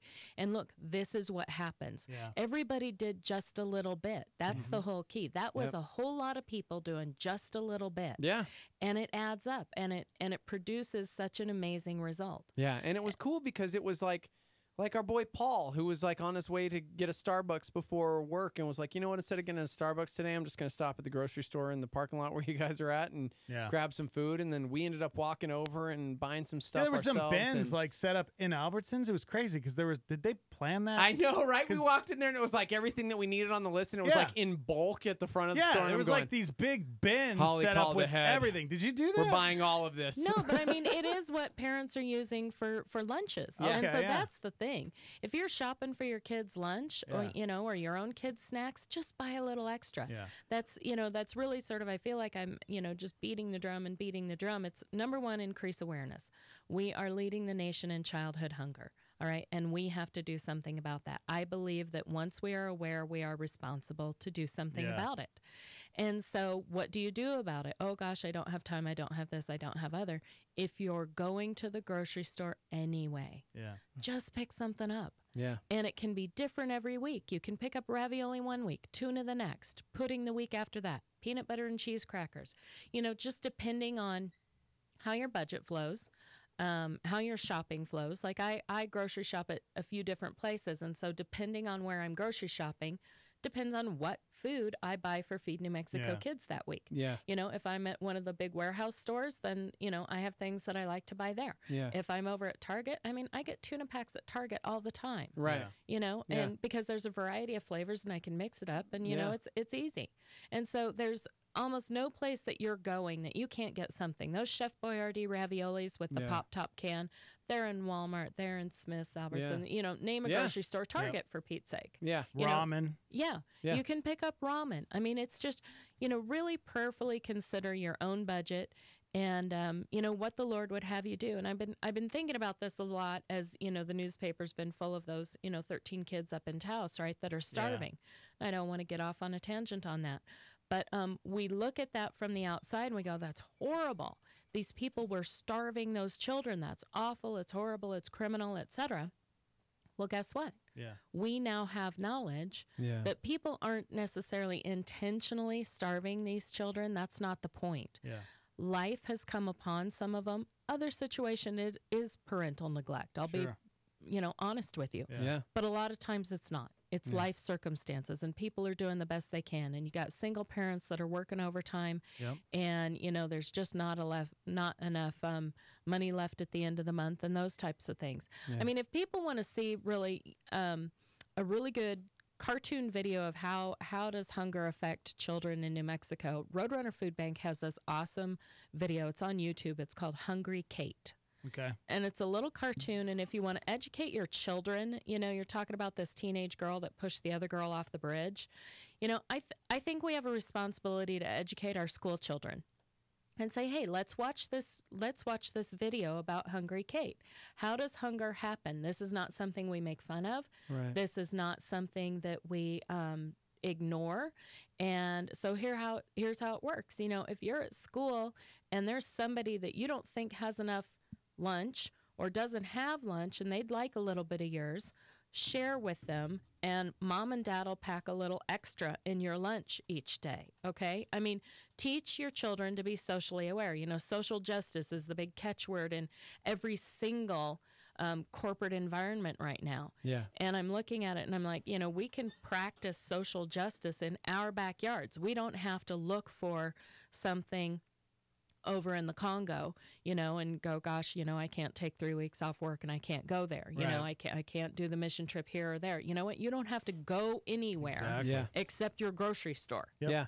Dustin chimed in, by the way, sent us a message, and since the remote, Legacy has received about 2,000 pounds of food. No way. That's another ton. That's 2 tons. That's 2 tons? Guys, that's incredible. That's 2 tons. Beautiful. 2,000 1,000 man. pounds is 1 ton. So I we got love it. we got the 1 ton here, and Legacy's got the other ton. That's 2 tons. That's amazing. From a 4-hour live remote, you guys. Yeah, that Good makes job. me so happy. Starmy, good Can job. we do one every week? I know, right?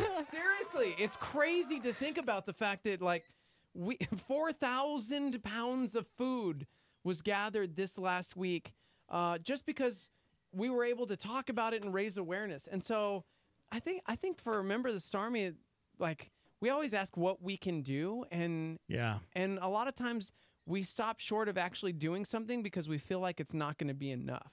But there were people listening who were like, you know what, I can't end hunger in New Mexico, but what I can do is stop at the grocery store real quick and grab a few items, or since I'm already here, might as well just grab this and that. Yeah. I went over there and dropped $20 or something like that, and it was like a couple boxes of granola bars, 10 tuna packets, some pudding snack pack things. I was able to grab, and that was just Yeah. It took me 5 minutes. Yeah.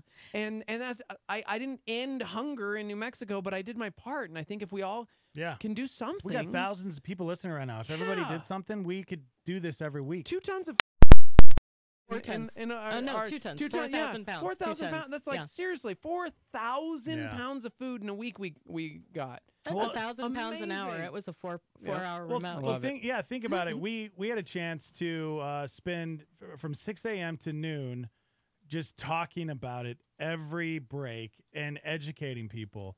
And that's the thing. We have to get the word out. Have you contacted any other radio stations, like any other big company, Why would they do iHeartRadio, that? AGM? Because why not? Look at what we got to get the word out. We The do. TV stations, because we're telling if there's churches out there, jump on board. But man, how do we get the media involved? How many other stations out there need to get this information? Because once they know about it, I got friends that work over at the other stations. If they knew what was going on with thousands of people or thousands of children going hungry every day, come on. There's no way that they wouldn't. So you'll make the introduction. There you go. We had I was going to say we have a friend chiming in right now who works for Blue Cross Blue Shield that's needing to team up with you. So All right. we'll get you the contact information off the air. So that, Awesome. Because today's the last day for First Financial, right? This is it for their food drive. So if you happen to be around any of the, 7, 8 locations? Yeah, so they've got 7 locations in Albuquerque, 1 in Rio Rancho, First Financial Credit Union. Then we've got Southern Boulevard Automotive up in Rio Rancho. Okay. We've got our gal Adri over at the Flower Company in the Scottsdale Village Mall up there in the Northeast Heights. We've got Calvary, 4001 Osuna Road Northeast. We've got Legacy over off of Central and Coors. All of those places open during business hours. You can take your food there today. If you're a church goer at either of the churches, including Legacy's, various campuses and Calvary's various campuses, just take the food to church with you. I mean, that's basically what I do is I get my grocery shopping done. It sits in a bag, near my front door, not in the hot car place. Sits in a bag near my front door. And when I come to church, I bring the food. Yeah. Every now and then, if something's going on, there's some crazy sale somewhere, there'll be a special trip. But guess what? If you've got a car load, both places have the ability to wheel bins out to your car. Those big gray bins that you have in your photos there, those are on wheels. Okay. Well, they can be wheeled right out to your car and bam, from the trunk, the back of your SUV. Awesome. One of my girlfriends, she and her husband went and filled up the back of their SUV, a long time ago and just came by and dropped it off. That's cool. That's really cool. Man, Yeah. amazing stuff. I love it. Yep. I remember when we first started and it was like Calvary was it, the drop-off location. You just rattled off all these places and I'm going, this is crazy. Yeah. This is crazy. This is how it So, grows. yeah. And it's people responding, through this. Blue Cross Blue Exactly. Shield will give you a shout out and, connect with you. And we just have to get the word out. The number one thing is awareness. Our mission is to eradicate childhood hunger in New Mexico. It starts with making people aware. But I'm telling you, once you're aware, you have a social responsibility to do something about it. And I'm talking not even being of Christian faith. You have a social, humanitarian, decent, civilized individual responsibility to do something about it. You know, we think about those 13 kids up there in Taos, and, you know, why didn't anybody do anything? Why didn't people know? Everybody well, guess is what? losing their minds over that situation. Right. Now. Gosh. But guess what? So we all know about this situation. We do. I'm here telling you about the situation. These kids are vetted. Yeah. They're, you know, the Title I project is enormous. And so that's kids that are qualified for federally funded breakfast and lunch, right? Yeah. So this is a subset of that population, all right? This is a subset in that population that does not have a reliable place of shelter at the end of the day. Man. That's who these kids are. We can feed these kids on the weekends. Yeah. You know, Title I's taking care of them Monday through Friday, breakfast and lunch, right? Yeah. We're just trying to fill the gap on the weekend because there's no reliable place for them to get food. So the food is easy open, single serve, doesn't require a microwave. We put a spoon and a napkin in every single meal pack. So it's like I said, Chef Boyardee ravioli pull top, beef jerky, peanut butter crackers, tuna packets, ramen because they're belly fillers, pudding because it's a nice comfort food, those applesauce squeezes. You know, just think nutritious. You know, it's nice to have a treat or two in a meal pack, but it is a meal pack, not a dessert Something that's pack. going to fill their bellies up. Because, again, remember, if you're an adult right now, just think back when you were a kid and when you're hungry, you want to die. Like, literally, you feel like your stomach is going to eat itself when you're a child. And that breaks my heart that these kids, they're not eating dinner at night. You know, and in the summertime, they're not eating. What are they eating during the summertime? When school's not in session. Yeah, summer's another issue that we're tackling. But, you know, you mentioned you want to die.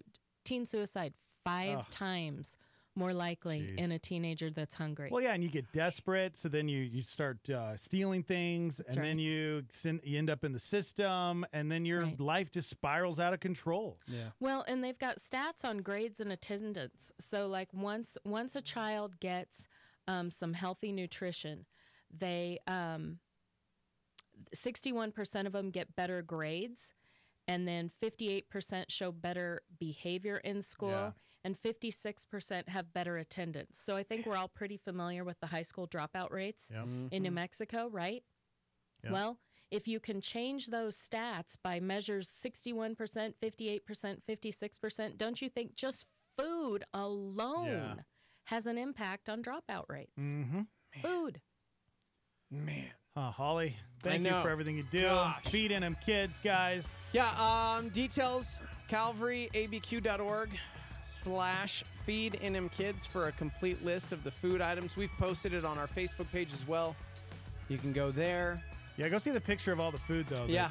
You guys are responsible for. Thank you so much. Star 88 FM. You can check out all that. And to everybody that texted in, I'll get you connected because we had a few businesses chiming in wanting to connect with you. So awesome. And so is today the last day where they can drop off food, or at First Financial? At First Financial. This is ongoing at Calvary, at the Flour Company, at Southern Boulevard Automotive, and at Legacy. Ongoing, week after week after week. There you go. All right. Thank you, Holly. Thank you, guys. All right, we got to take a break. We're live from the Dreamstyle Remodeling Star 88 Studios. Hang out.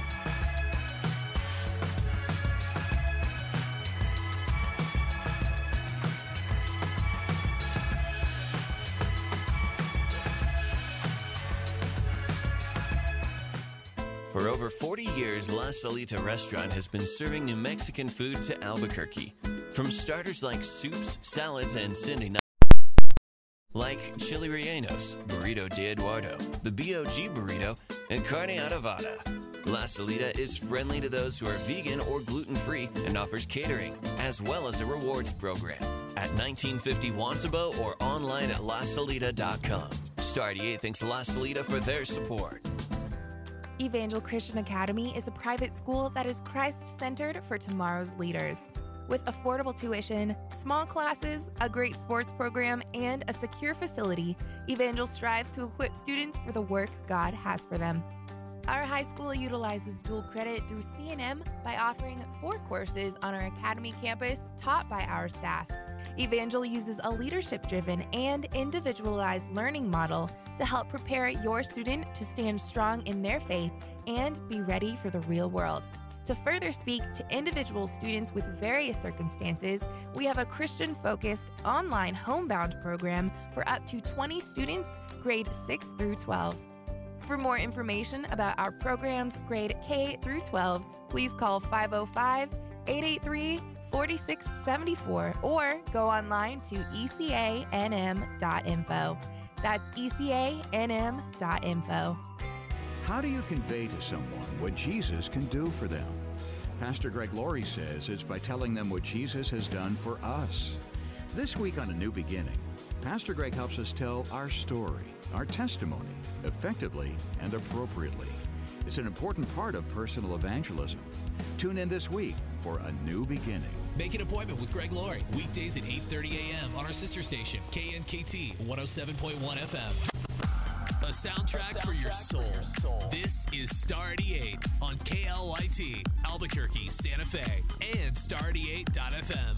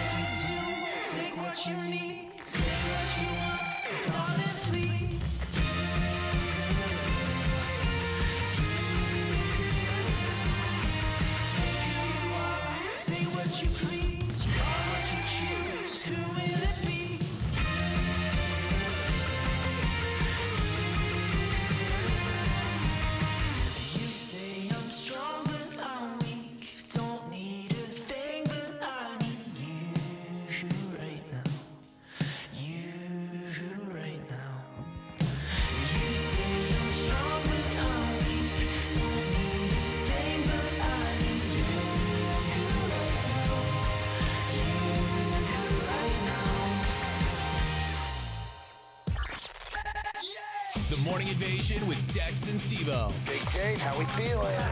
Huge Jake. I want it now. No.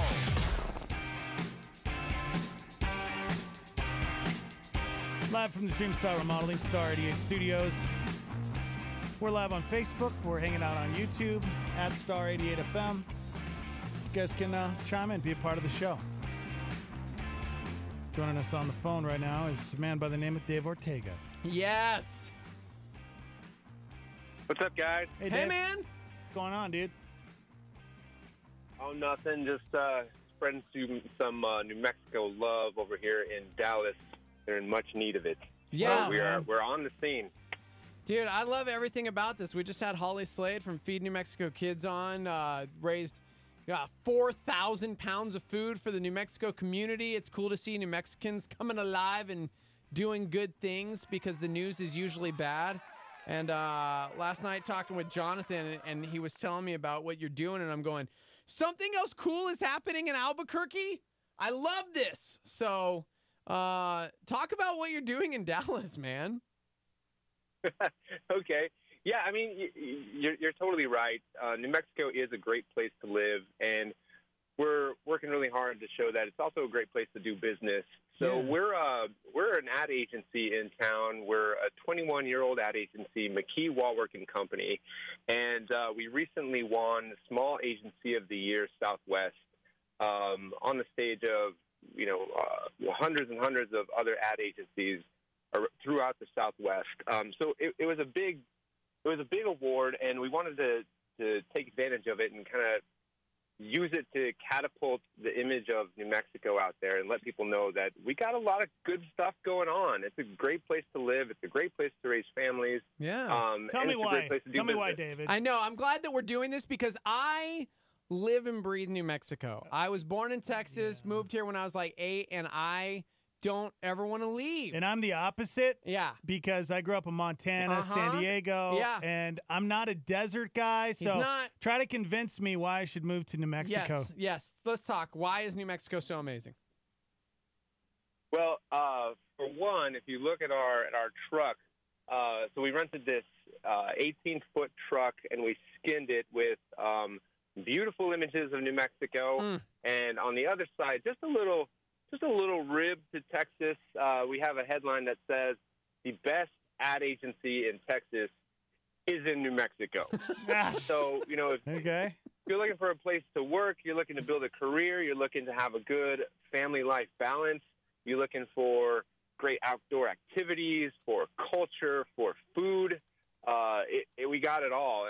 And we're stopping by at local businesses and headquarters here in Dallas, dropping off jars of 505 salsa. So that's, they're oppressed here in Dallas. They don't know what good salsa tastes like. They don't. They have Tex-Mex. That's come on. That's not the real thing.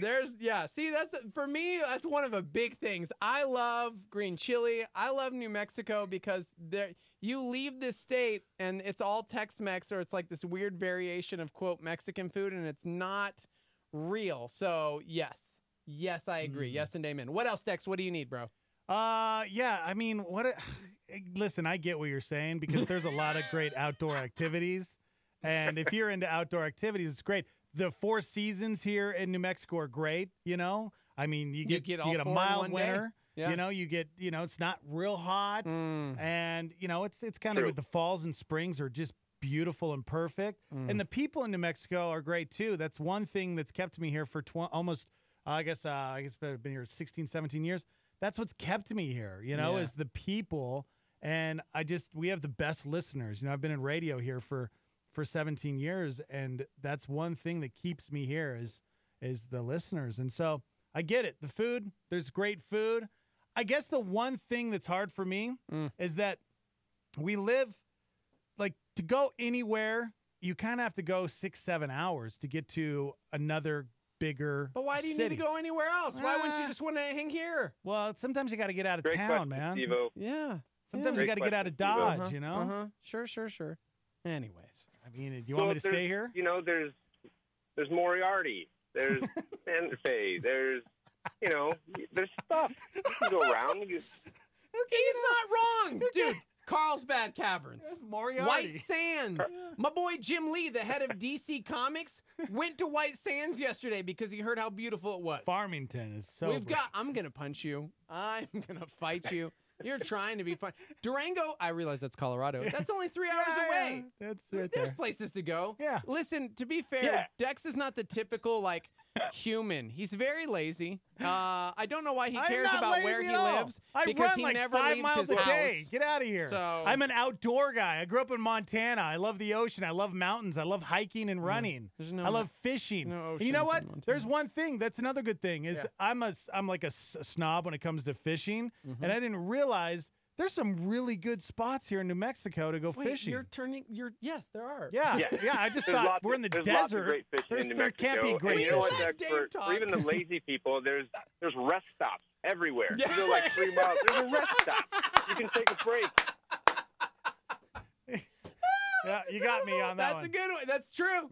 Every 3 miles, possibly rattlesnakes, but also a rest stop. Yeah. So this is good, Right. man. On the phone, Dave Ortega. You are the creative director. Is that the right title? Yes, that's correct. Tell me what that means. Creative. You direct creativity, because we're both pretty creative. And I heard that like your firm is one of the best places to work in America, at least according to all these like magazines and crazy things. So why should we work for you? Wait, what? Good benefits, 401k. How's the insurance? We got a lot of that. You know, I want to dive into Dex's laziness a little bit more. Yes, Okay, that's a Yes, lie. I'm not yes, lazy. You know, Yes, I love it. Tell me more. There might be a problem. Yeah, But that's true. but no, you know, we're an ad agency. We focus on helping stalled, stuck, and stale businesses find momentum and really catapult into growth. And from my perspective, as the creative director, I believe that creativity has a huge power in the ability to affect that change. So, you know, we as an ad agency, we do commercials and integrated campaigns and stuff like that. But we're really looking to come into businesses and align the whole entity and set them on a good course and really try to be a blessing to them so that they can be a blessing to their customers and their families and their communities and on and on and on. Yes, beautiful. Dude, seriously. Beautiful. And to mock Texans, because that's what you're doing right now. Wow, you are you Just- know what? just You were getting born in after 'em. Texas, You- dude. I you was know? born in That's- Texas. That's your But country. You even grew up in. I recognized that New Mexico is the best. So, Wow. Well, I guess I'll move here. You know, but I mean, convinced you me. know, so okay.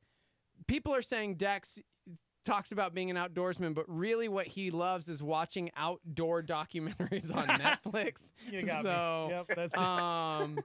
talk about this. So, people chiming in saying when I was in the Marine Corps, a lot of people didn't even know where New Mexico was or that it was a state. So, how do we fix that? How do we get people to realize how cool New Mexico is? Don't call it Mexico. Change the name. Okay. Right. It's the New Mexico. It's slightly cleaner version, maybe. Oh, that's not right. No, But, you know what? You're right. You know, Newer, thus New Mexico. Yeah. we still get that a lot. A lot of people still don't know where New Mexico is, or they don't realize that you don't need a passport to come here. Wow. Or that you can speak English and it's fine. You know, so we kind of just own it. There's a little bit of an exotic nature to it, and you know, why not own that? Okay, if you want to believe you're coming to another country, fine, come. That's even because- better. Yeah, come check it out, and experience what we have. And oftentimes, when our clients fly in from all over the country, they do feel like they've been transported. You know, our office is located just north of Old Town, and it's a great walking area. Yeah. You know, we have fabulous hotels down there, fabulous restaurants. The architecture, they're just not used to seeing stuff like that. And then the sun sets. Oh, the man. light Oh, the sun becomes sets. golden, and you're just You know what I love, David? You're mesmerized. You know what I love, David? I love watching the sunset while my allergies are just shut up. Just You are going the crazy. worst. I'm sneezing. You know, just like, oh gosh, it's the best. Oh man. Yeah, sounds like you're allergic to beauty. He is allergic to beauty, which is why his allergies flare up every morning Yeah. because he's next Same to with me. every am I other right? New Mexican. Okay. Gosh. Like, get me That's out of here, incredible. David. Get me out of here. It's not going to work out for you, man. It's not going to work out. I love it. I love what you're doing. I love that you're spreading the New Mexico love in Tejas right now, and so many people chiming in right now. talking about the beauty that is in New Mexico. Lies. Oh, lies! Somebody just chimed in, actually, and said, Burquino here, living in Dallas, listening from Dallas, and it's true, the food in Albuquerque, way better. Lies! I'm going to fight. I'm going to fight Dex, but, dude, thank you so much, man. Yeah, we thank you for the time. We really appreciate it. We're going to be posting images all day as we're driving around. We're at GameStop headquarters right now with our big in truck Grapevine, right Texas? in front. He's in Grapevine, Texas, guys. I don't know where that's at. Okay. That's in Texas. And so check us out on Facebook. We're at /McKee Wallwork. Okay. And then follow us along. Send us some encouragement, or that guy that chimed in about being in Dallas, hit us up. We'll deliver some salsa to you. That's pretty incredible. Wow. I love that. I'll make sure. Facebook.com/McKee Going to be driving around Dallas all day, just sharing some New Mexico love in Tejas. So, dude, I'm following along. Thank you so much. It's cool to see what's going on out here. All right, thank you guys. We appreciate it. All right, man. Have a great day. All right, you too. Bye. I am not moving to New Mexico, guys. Dave Ortega, he creative did not director convince at me. McKee Wallwork. He did not convince me to move to New Mexico. You already live here. You are stuck. No. I can't believe you don't. I love this place. You know what? I love it. That's great. I'm glad that you enjoy. Get out of your house. The allergies and I don't love the allergies. The dry desert sand. You know what? Our girl Brandy in California just chimed in and said, "I miss New Mexico. I can't wait to get out of California and back to NM." Lies. Mm-hmm. You say that. There were so many people chiming in. You know what? That's the thing. Like that's the beautiful thing about our country is there's so many different areas, and some people like the dirt and desert and cactus, It's not all and just some people like dirt and desert. mountains, and some people love the ocean, and some people like lots of trees and green. I'm that guy. I like green. I don't like brown dirt. Sorry, guys. Like, again, I stay here because I love you guys. Sure. I love you. Sure. And you guys have been so good to me over the years.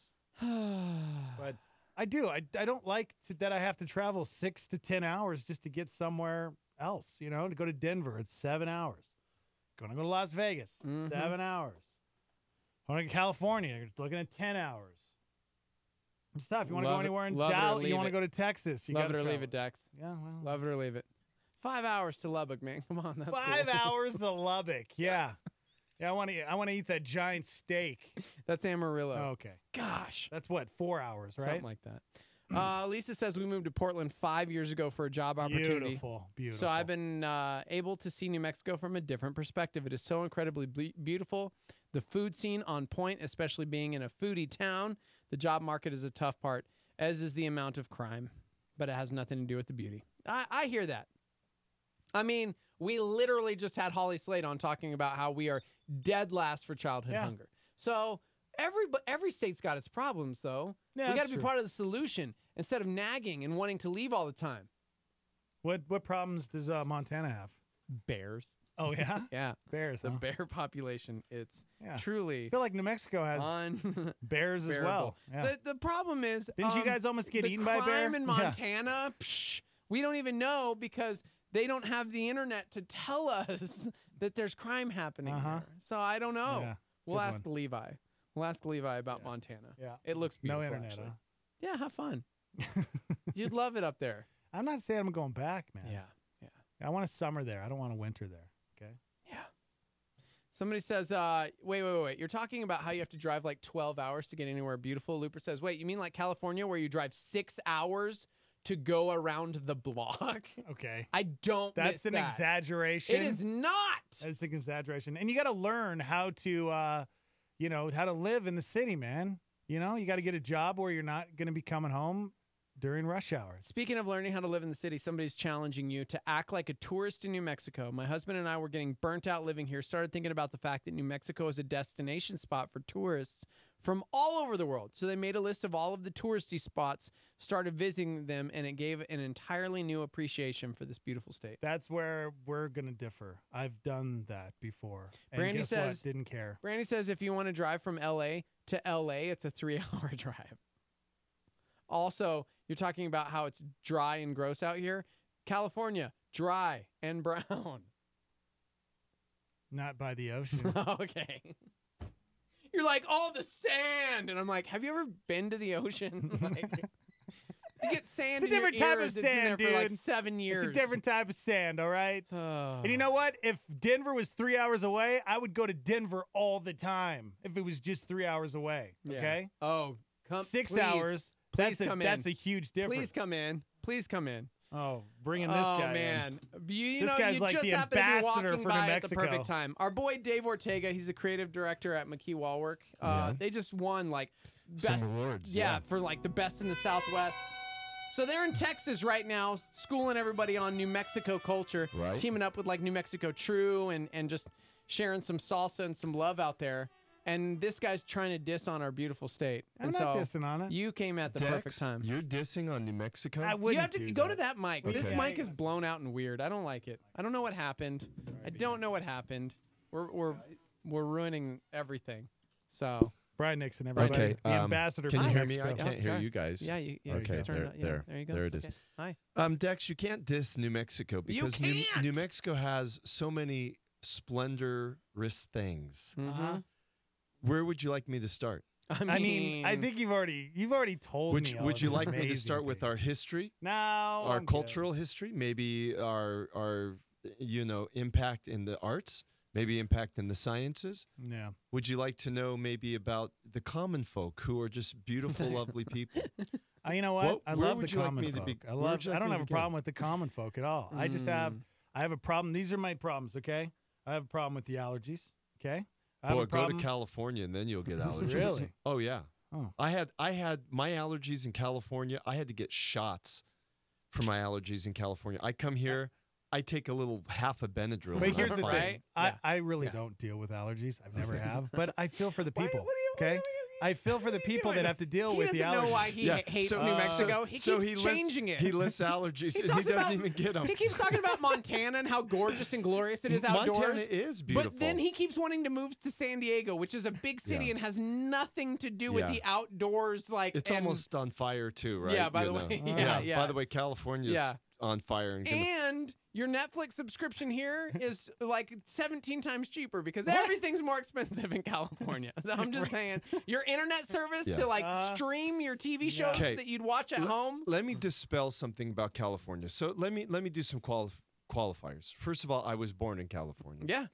Secondly, I lived from my high school all the way through my early professional career. And to California's credit, there's some absolutely beautiful parts to California. But if you were to take all of those parts and, put them in a, mixer and say, how do they compare to, let's say, New Mexico? I would say there's equal amount of beautiful places in New Mexico as there are in California. However, when you place all the ugly parts of California, because it's a bigger state, and you mix them in a blender, and then you do so with New Mexico, I would say there's more in California than there are in New Mexico. Yeah. So I think, obviously California is a bigger state, but, square footage by square footage, acre by acre, New Mexico has more beautiful spots than California. And then you add the whole idea of cost of living and every other facet about California, and you'd say, no, New Mexico is a better place to live. Because here's the reality. Everyone has this fictitious idea of California that, bro, I'm going to move there, I'm going to live on the beach, and it's going to be great. And then they go and look, oh, I didn't know it was $7,000 in rent to live on the beach. Dude, I was just talking to a friend who went out there for vacation, and him and his wife were saying, maybe we get a tiny little casita vacation spot out here. Maybe we just look. And they were looking, and they were like, it was like a 700 square foot little nothing, and it was $1.5 million. Right. And I'm going, what? Yeah. It's better just to go get a little cabin in northern New Mexico. You could still get a little cabin for build your own lake. Yeah, $200,000 as opposed to $2 million. Yeah, a couple mil for just like a room. Yeah, get him. But get him. All that said, You have not convinced me. now at all. all that said, I do particularly love northern California. If I were to choose between northern and southern, hands down, I would choose northern. Northern is a beautiful part of the country. Yeah. I mean, you go to Mendocino or, basically San Francisco along the coast, and you have these redwoods that come down to the ocean. See, that's what I'm talking about. I'm talking about Washington, Oregon, Northern California. Those are just gorgeous, in my opinion. Coeur d'Alene, Idaho. Have you ever been there? Oh my I've gosh. never been to Coeur d'Alene. Gorgeous. Yeah, I've heard Coeur d'Alene is beautiful. No, so I'm not dissing California to the point of hatred, because I do love aspects of California. But as someone who lived there and paid $3,000 in rent just for a little place, you go, really? And here's the other thing. I was never a beach guy. I wasn't the guy that would sit out on the beach and try to get tan. I love the beach from a just beauty scientific standpoint. I'd go look for shells and so on and so forth. But to go play on the beach just never thrilled me. Yeah, see, I like that. I like to throw the sand in the air and just feel the wind of the ocean through my hair. See, that's good. Yeah, I like to dip my toes into the ocean. Listen, Beach Boys. The real reason why I came in here, not only to say hi to you guys, but tomorrow for 3 degrees, you better have your thinking cap on. Oh, yes! Because I love it when you set it up like this. Here's the thing. Dex has been cheating. That's a lie. Dex has been doing a little bit of research before, No, I know. which is fine. Yeah. So what I'm doing this time, you're making it really hard. Obviously, I'm still going to quiz you guys on what happened on this day. Yeah.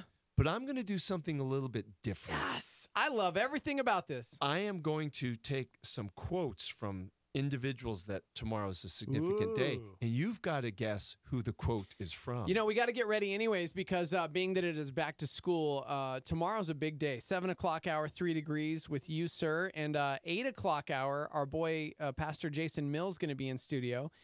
He is part of this homeschool collective, and we're bringing back a round of Are You Smarter Than a Homeschooler? So we're going to have a few homeschoolers in tomorrow in the 8 o'clock hour. Nice. And we're going toe-to-toe. So I got to brush up on my knowledge. Dex, don't embarrass me. Dude, I think we won last time, dude. Here's the thing. Last week for when you were out wounded, Steve-O, Matt Gentry was here. Yeah. He got 9 answers right. No, he did yes, not. He Was did. he cheating? Okay. He was Googling. Of course he was Googling. He Googled all of them. Okay, Yeah. Matt And Gentry. he knew a couple, actually. He did know some. And here's the thing. I'm raising the bar because, and I like the fact that you're doing research because that's how you learn. You do the research. Thanks, man. But we're up in the ante a little bit tomorrow. You know what? So That's put fine. on your thinking caps. Ready to go. Ready to go. Brian Nixon will be back. All right. Good to see you, sir. All right, we're going to take a break. We're live from the Dreamstyle Remodeling Star 88 Studios. Hang out. Many people live their lives in pursuit of temporary happiness. But is it possible to have lasting joy that endures despite tough circumstances? That's what Skip Heitzig explores in his lifestyle booklet, Technicolor Joy. Learn from one of the darkest yet most joyful seasons in the life of the Apostle Paul. The longest period of Paul's incarceration was the greatest period of Paul's impact.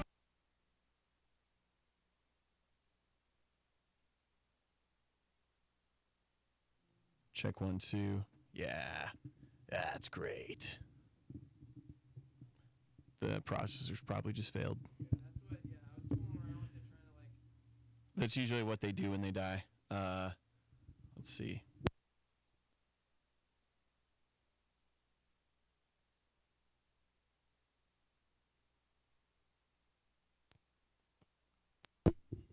Do I yeah, it's processor.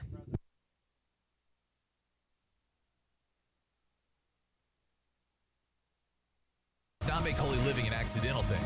It is his great concern. As the business of the soldier is to fight, so the business of the Christian is to be like Christ. This is Star 88.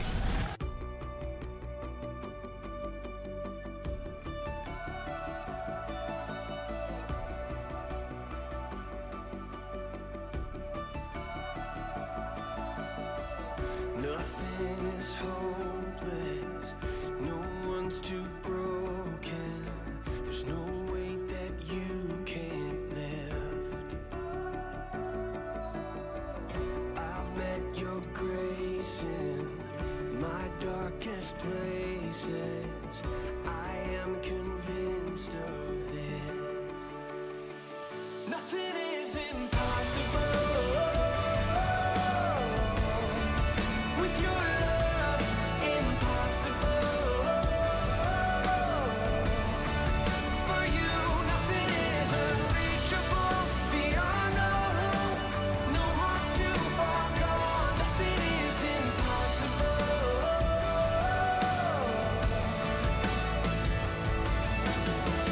When I'm in hiding, you take my giants and bring them to their knees. Now I can face this, strong and courageous. With everything inside me, I believe nothing is impossible with your love. Impossible for you. Nothing is unreachable beyond all hope. No heart's too far gone. Nothing is impossible.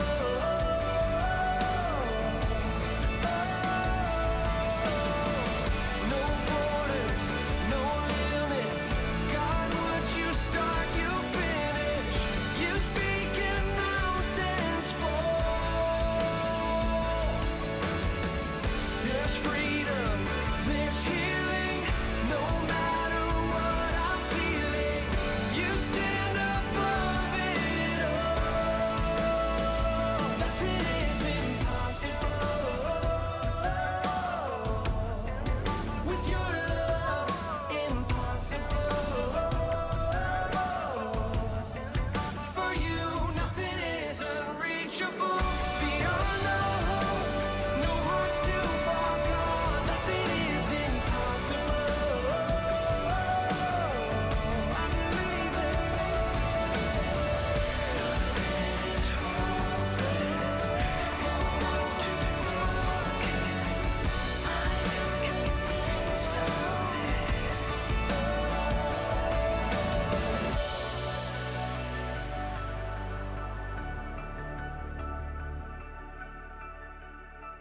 On Star 88, Robert Morris brings us this PowerPoint. Jesus is not in his incarnate form, which incarnate means in the flesh. He's not in the flesh anymore as one person, but he's still in the flesh. He's in us. As a matter of fact, it's so clear in Scripture, just to remind you, we are called the what of Christ? The body. We are the body of Christ on the earth right now. Jesus is not, the light is in us. So that's how he said, you're the light of the world. As long as I'm in the world, I'm the light of the world. But when I leave, you're going to be the light of the world. The only light this world will have will be you. And if you don't shine, if you put your light under a basket, then we're going to be in trouble. A PowerPoint with Robert Morris. This is Star 88.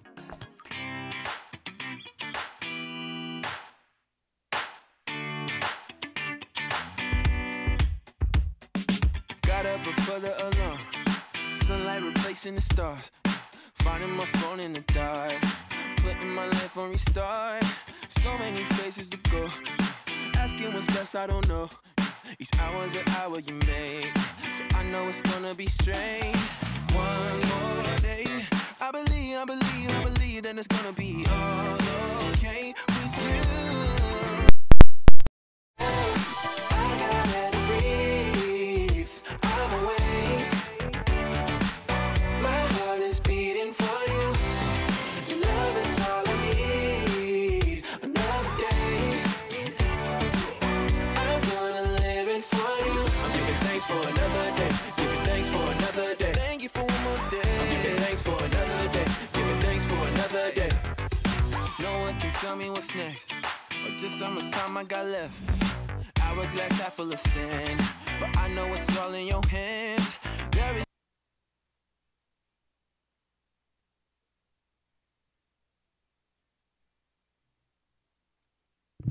Check. Perfect. Beautiful. Thanks, man.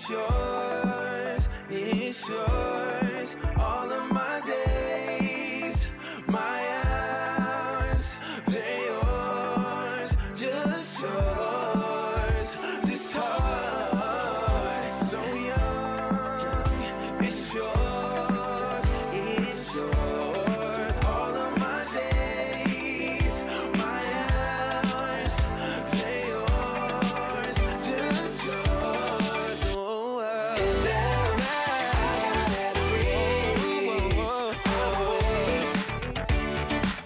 My heart is beating for you. That's all I need. Another day, keep on loving me. I'm living for you. I'm giving thanks for another day. Giving thanks for another day. I'm giving thanks for another day. Giving thanks for another day. I'm giving thanks for another day. Giving thanks for another day. I'm giving thanks for another day. Giving thanks for another day. Thank you for my day. What's going on in the news today? The Trump campaign filing an arbitration action against Omarosa. On the grounds that closure agreement. He's trying to silence me, so what is he trying to hide? The grand jury report revealed the dark secrets of the Catholic Church in Pennsylvania. The molestation of more than 1,000 children. They hid it all. Flash flooding surging through parts of the East Coast. In London, a car plowed into pedestrians near the Parliament building in an apparent terror attack. 3 people were hurt, and police quickly arrested the accused driver. The University of Maryland taking action after the case of that football player who collapsed on the field and then later died. President and athletic director announcing today they have, quote, parted ways with strength and conditioning coach Rick Court. A New Mexico judge facing threats after granting bail for 5 suspects accused of child abuse on a remote New Mexico compound. Michael Draka arraigned today, charged with manslaughter for shooting and killing Marquise McLaughlin during an argument over a parking spot outside the store in Clearwater. The state prosecutor bringing charges after the sheriffs said they could not charge him, saying it was stand your ground. Christine Hellquist became the first transgender candidate to win a major political party's gubernatorial nomination.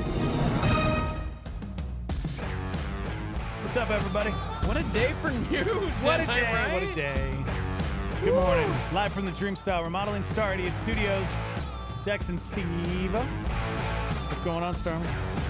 How we feeling? You guys can chime in. We have a huge discussion that we want you guys to be a part of. Oh, man, that we want you to have. I don't want to have this discussion. You guys have this discussion. We got a live line where you can text in. What's that number? 505-585-5483. That's 505-585-LIVE if you'd like to text into the show this morning. Also, phone lines open at 505-338-3700, and we're hanging out on Facebook and YouTube Live at Star 88 FM. All right, let me set the scene before we get into the story. I don't know if I want you setting the scene. Let me set the scene, guys. All right? You're at church. Uh-huh. Okay? Uh-huh. You and your family walk in. You're ready to find a seat. This is amazing grace. Worship's going, woo! Yeah! There's Tamra. Tamra, Steven, they're rocking worship. And you It's hard notice to do that with that music in the background. in the front row, that's really the In the only front seats row. that are open. Okay. Okay, so Yeah. you and your family, you sit down and you look over and you see a woman. Oh, thank you, Lord. I thought you were going to say a different word. You see a woman. She's about 29 years old. Okay. And she's holding a baby. Yes. Oh, new life. Although, should she be that close to the front? Worship's pretty loud this evening. Wednesday night. Bible And from 30,000 feet. You kind of zoom in. You're like, wait Why a are second. you zooming in on her chest area? Zooming in because you're like, wait, she's holding Something's a baby. not right. Holding a baby, but is she Where's her breastfeeding? shirt?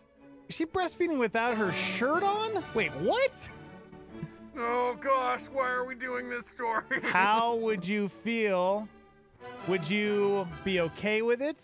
Would you? I mean, listen, that is a thing mothers do. It's A church is in hot water for telling a breastfeeding mom to cover up because the sight of her bare breasts caused men to lust and stumble. Okay.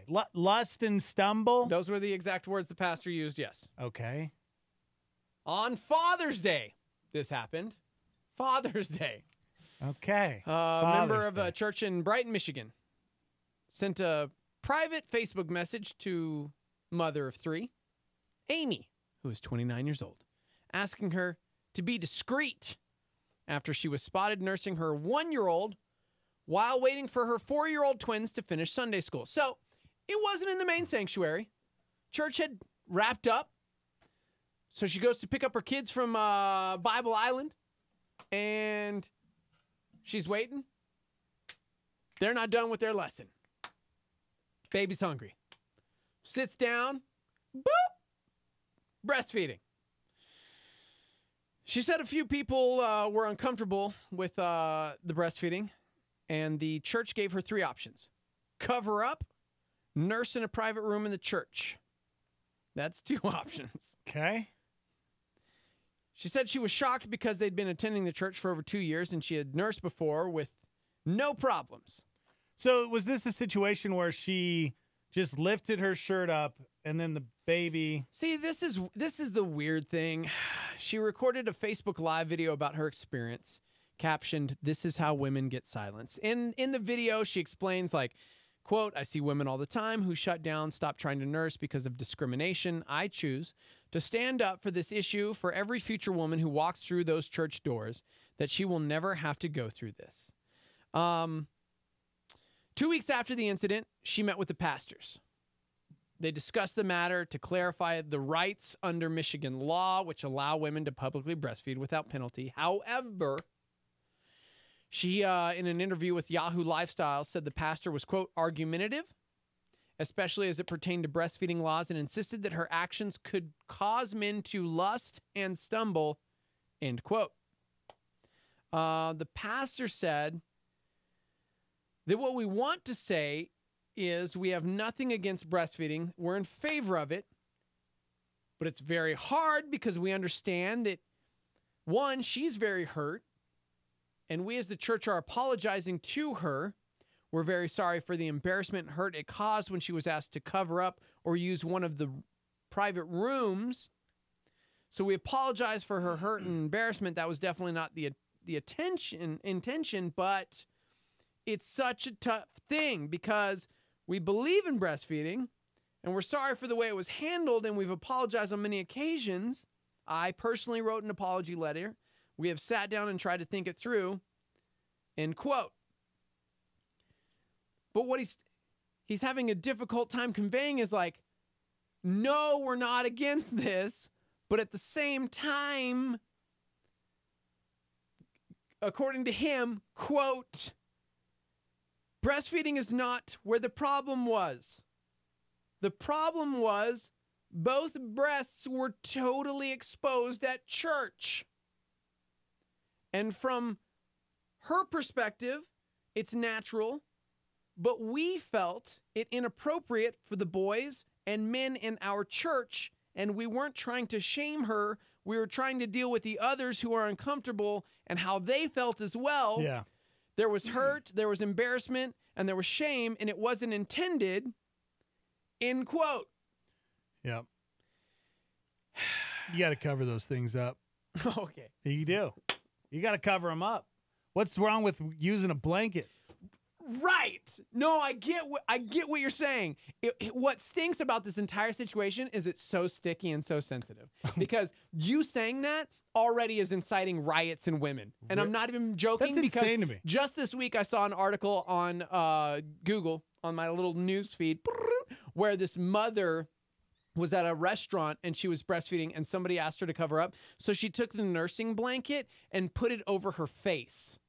And the photo went viral. And it was like, yeah! And I'm going, but if you had a nursing blanket, yeah, like, why not put it over your exposed breast? Yeah.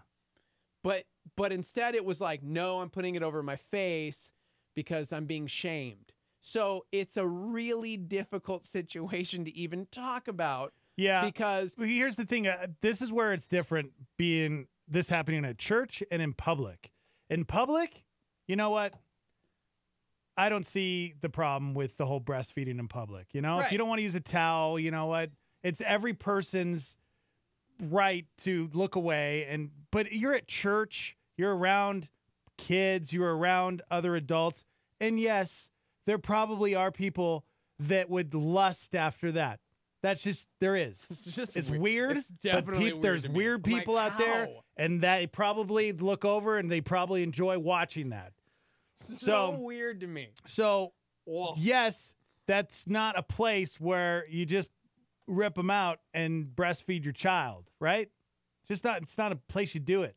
Man, I'm like, I don't even want to speak because it's already contentious on our Facebook and on the live line because people are irate at things you've said because it's a natural thing. Okay, so it's going to the bathroom.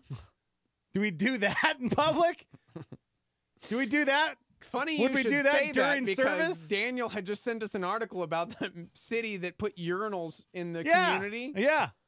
That we could seriously tie this in. So Phone line's open, 505-338-3700. Good morning. Hey, good morning. It's Alyssa. Hi. Hey. Or Allison, or whatever you want to call me, Dick. Yeah. Welcome to the show. Go ahead, Martha. Okay, so I'm a mom and I breastfeed, and when you brought this up, I was thinking that exact same thing when you just brought up urinals and stuff. Because literally, men, if they pee in public, they get registered as like a sex offender. Right. And so it's like, it's just funny. And I breastfeed, so it's like I should be offended, right? But I'm not, because it's really easy to wear a cover or to be a blanket.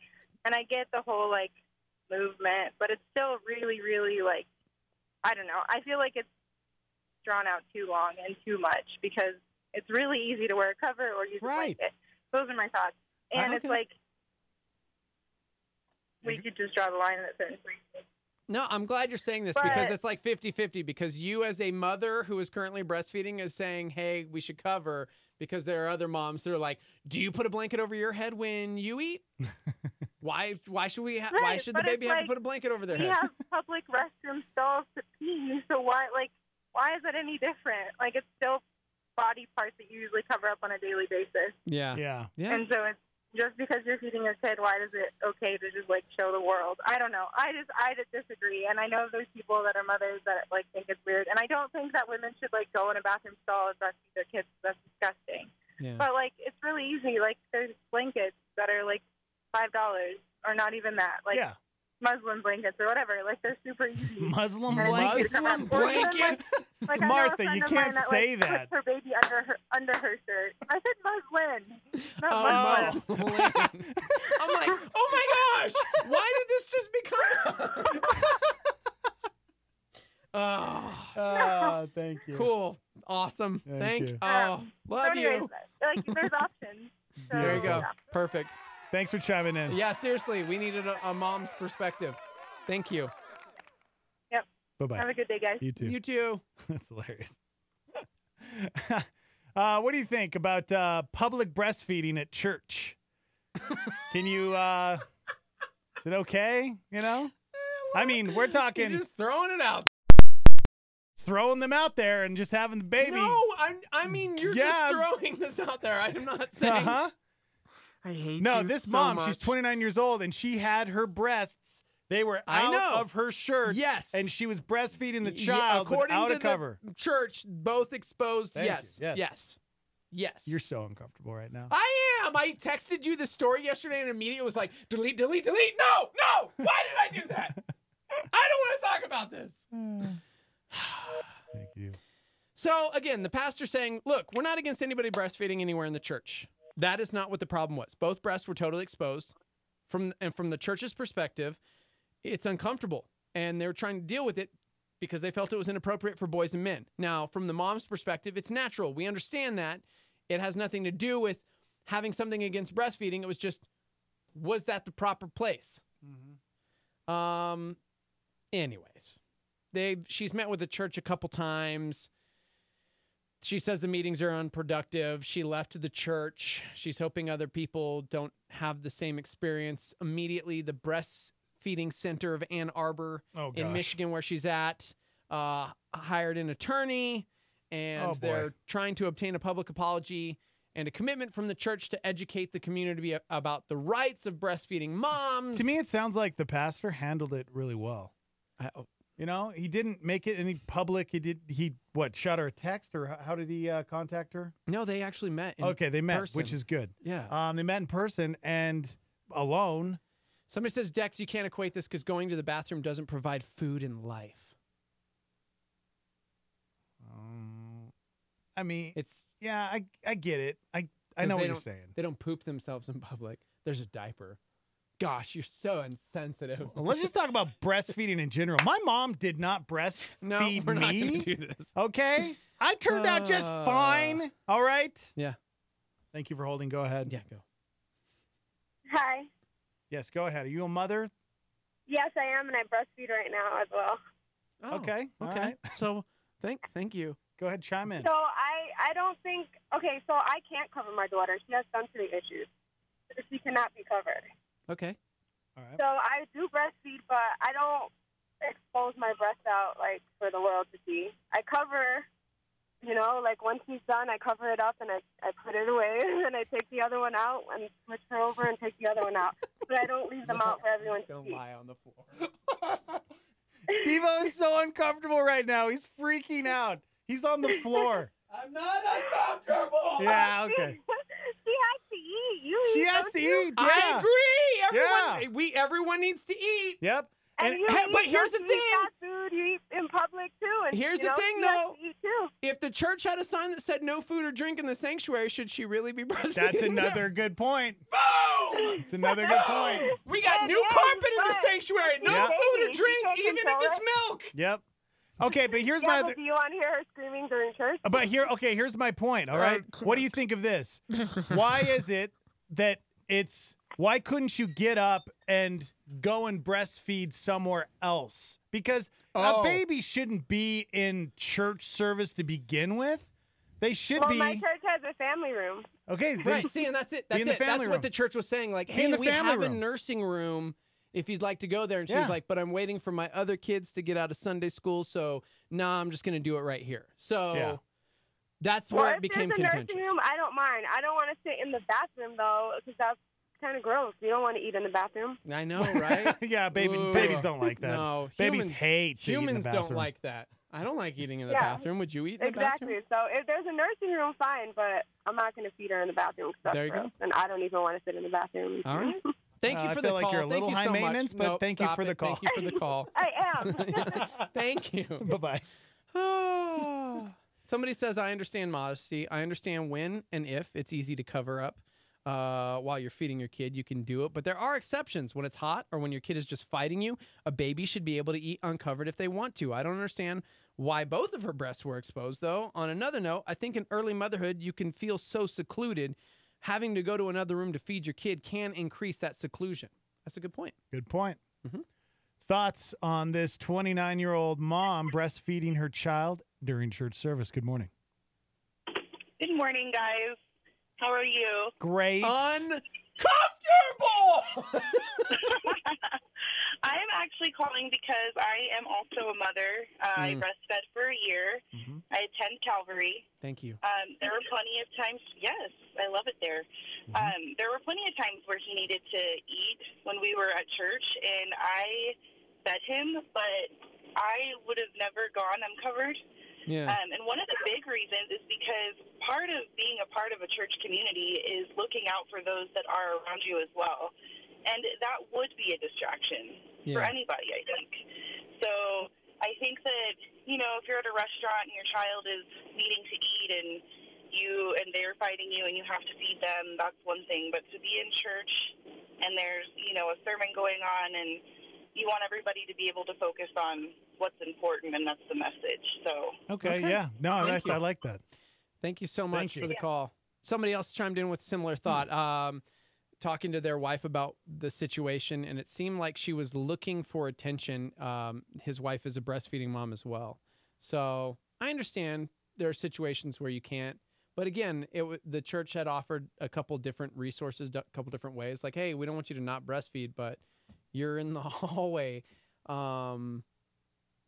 after service where literally everybody's like congregating and hanging out. Yeah. And you're hanging out. Yeah, So- no, that's true. So there's some women, they are not uncomfortable doing that. They have no problems whatsoever. And you know what? I think that's great if you feel like, hey, it's natural. I agree. It is a natural thing. And when I see a girl breastfeeding, I think the same thing. I don't think any lustful thoughts. I think, man, that's awesome. I'm glad that this mom is actually breastfeeding her child. That's an amazing, great thing because that's the best thing you can do for your baby. Somebody says, I've breastfed 4 children, and I always used a cover. I don't get why a woman wouldn't want to. It is a matter of respect for yourself and for others. Why would a woman want to expose her breasts unless it's a way to get attention and be a trendy, quote, feminist, end quote? What was that mom that called in and said that she couldn't cover her baby? Yeah. What was the point? Skin sensitivity, Skin something sensitivity? like that. So I understand, yes, there are situations.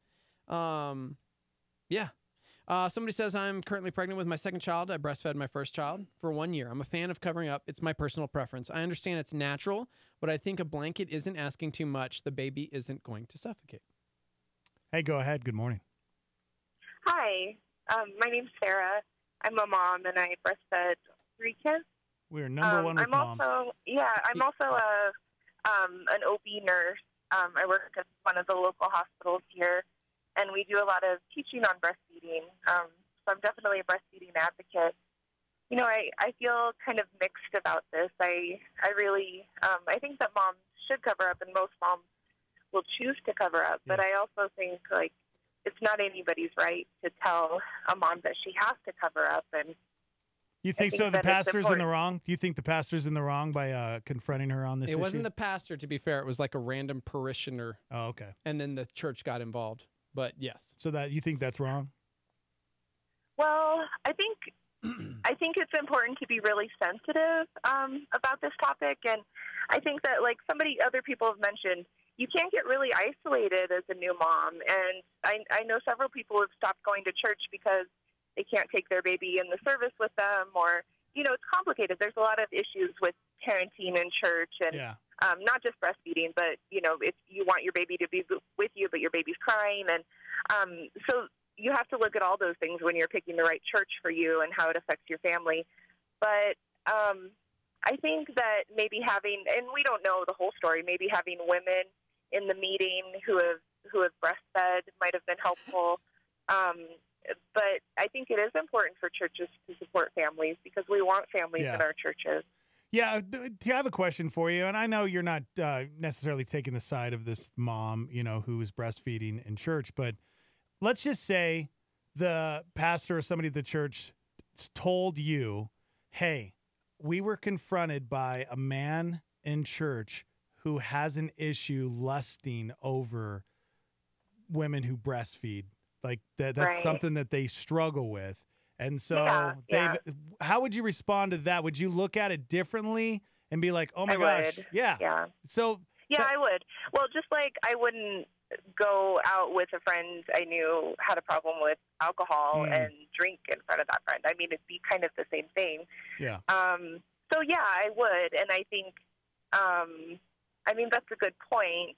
Yeah, but a member of the Stormy chimed in and said, but I feel like breasts become desexualized when there is a human being attached to it eating breakfast. Duh, for people that don't lust over that. But if you lust over something like that, that's a problem for that person. No, that's a problem. That is a problem. That is a weird, gross problem, and you should talk to someone. Wow. I'm serious. That's weird, man. People are into weird things. That's causing you to stumble? Don't judge me. I'm not the one who has the problem. I'm just saying.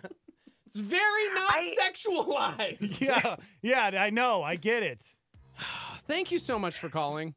Thank you. Yeah, great stuff. Great stuff. Thank you. Bye-bye. I hate that we're up against the break. No, we got to talk. So many moms. So many moms that are breastfeeding as we speak, and they're all fired up. But we'll continue no, but do we have to? Well, I mean, I definitely want to. Segue into this next story because it kind of is very similar. Yes. The city of Paris.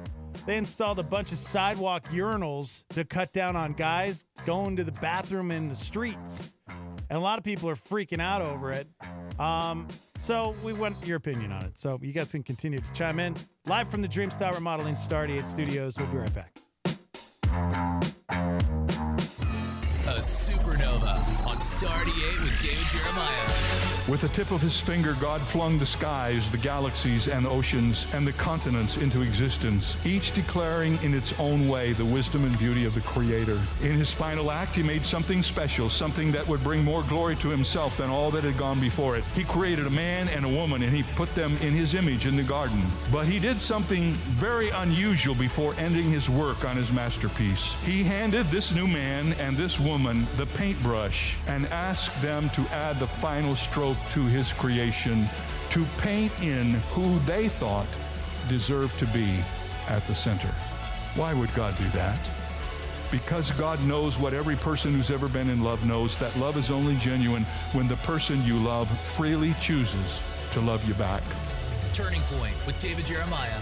Don't miss it on our sister station, KNKT, weekdays at 11 a.m. on 107.1 FM. This is Ground Wire with Sean Dunn. Ground Wire. It was just a sheep, but she was very fond of her animals. In front of an audience of about 50 young children, the sheep had fallen over dead. Thinking quickly about the psyche of these young kids, she realized that something must be done. Cupping her hands over the mouth of the animal, she began to give it mouth to mouth. After about 30 seconds, the sheep was resuscitated. With a confused look on its furry face, he stood up and wandered away. The children excitedly let out a cheer and began to clap as the mom stood up the hero. Do you know that God resuscitates people as well? Oh, he doesn't cup his hands over their mouths, but his breath and tenderness have been known to give hope, peace, and joy to those who got close enough to let him touch them. Whenever people will take time out of their busy schedules to come near to him, they will experience his touch and be encouraged by his breath of life. Hurting? Wounded? Are you hopeless? Is there a part of you that's dead? Let God breathe life and healing into you today. Groundwire.net. To find out more, click on groundwire.net. Groundwire.net. This is KLYT Albuquerque, Santa Fe, rebroadcast on KKCJ Cannon Air Force Base, KPKJ Mintmore, K201CC Las Cruces, K203EZ Alamogordo, K207CQ Gallup, K211CW Hobbs, K212EH Silver City, K214DE Antonito, K218AK Artesia, K250AB Roswell, K293AO Alamosa, K228DQ Portales, in the free app for iOS and Android, and online at star88.fm.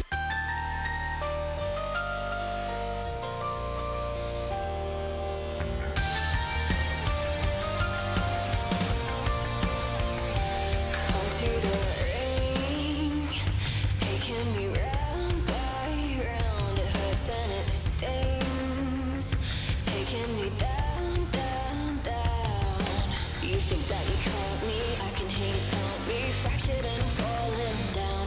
My enemy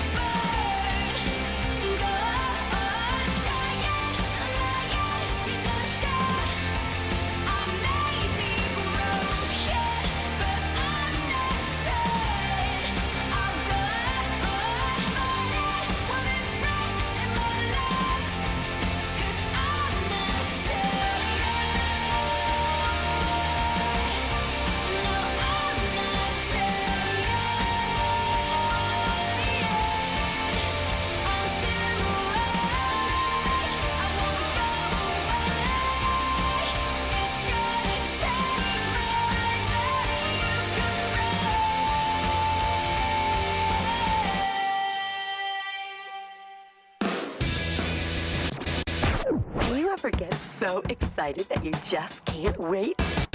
It's the Morning Invasion with Dex and Steve-O. I've been waiting my whole life for this. So many moms chiming in. So many moms. Your mom? What?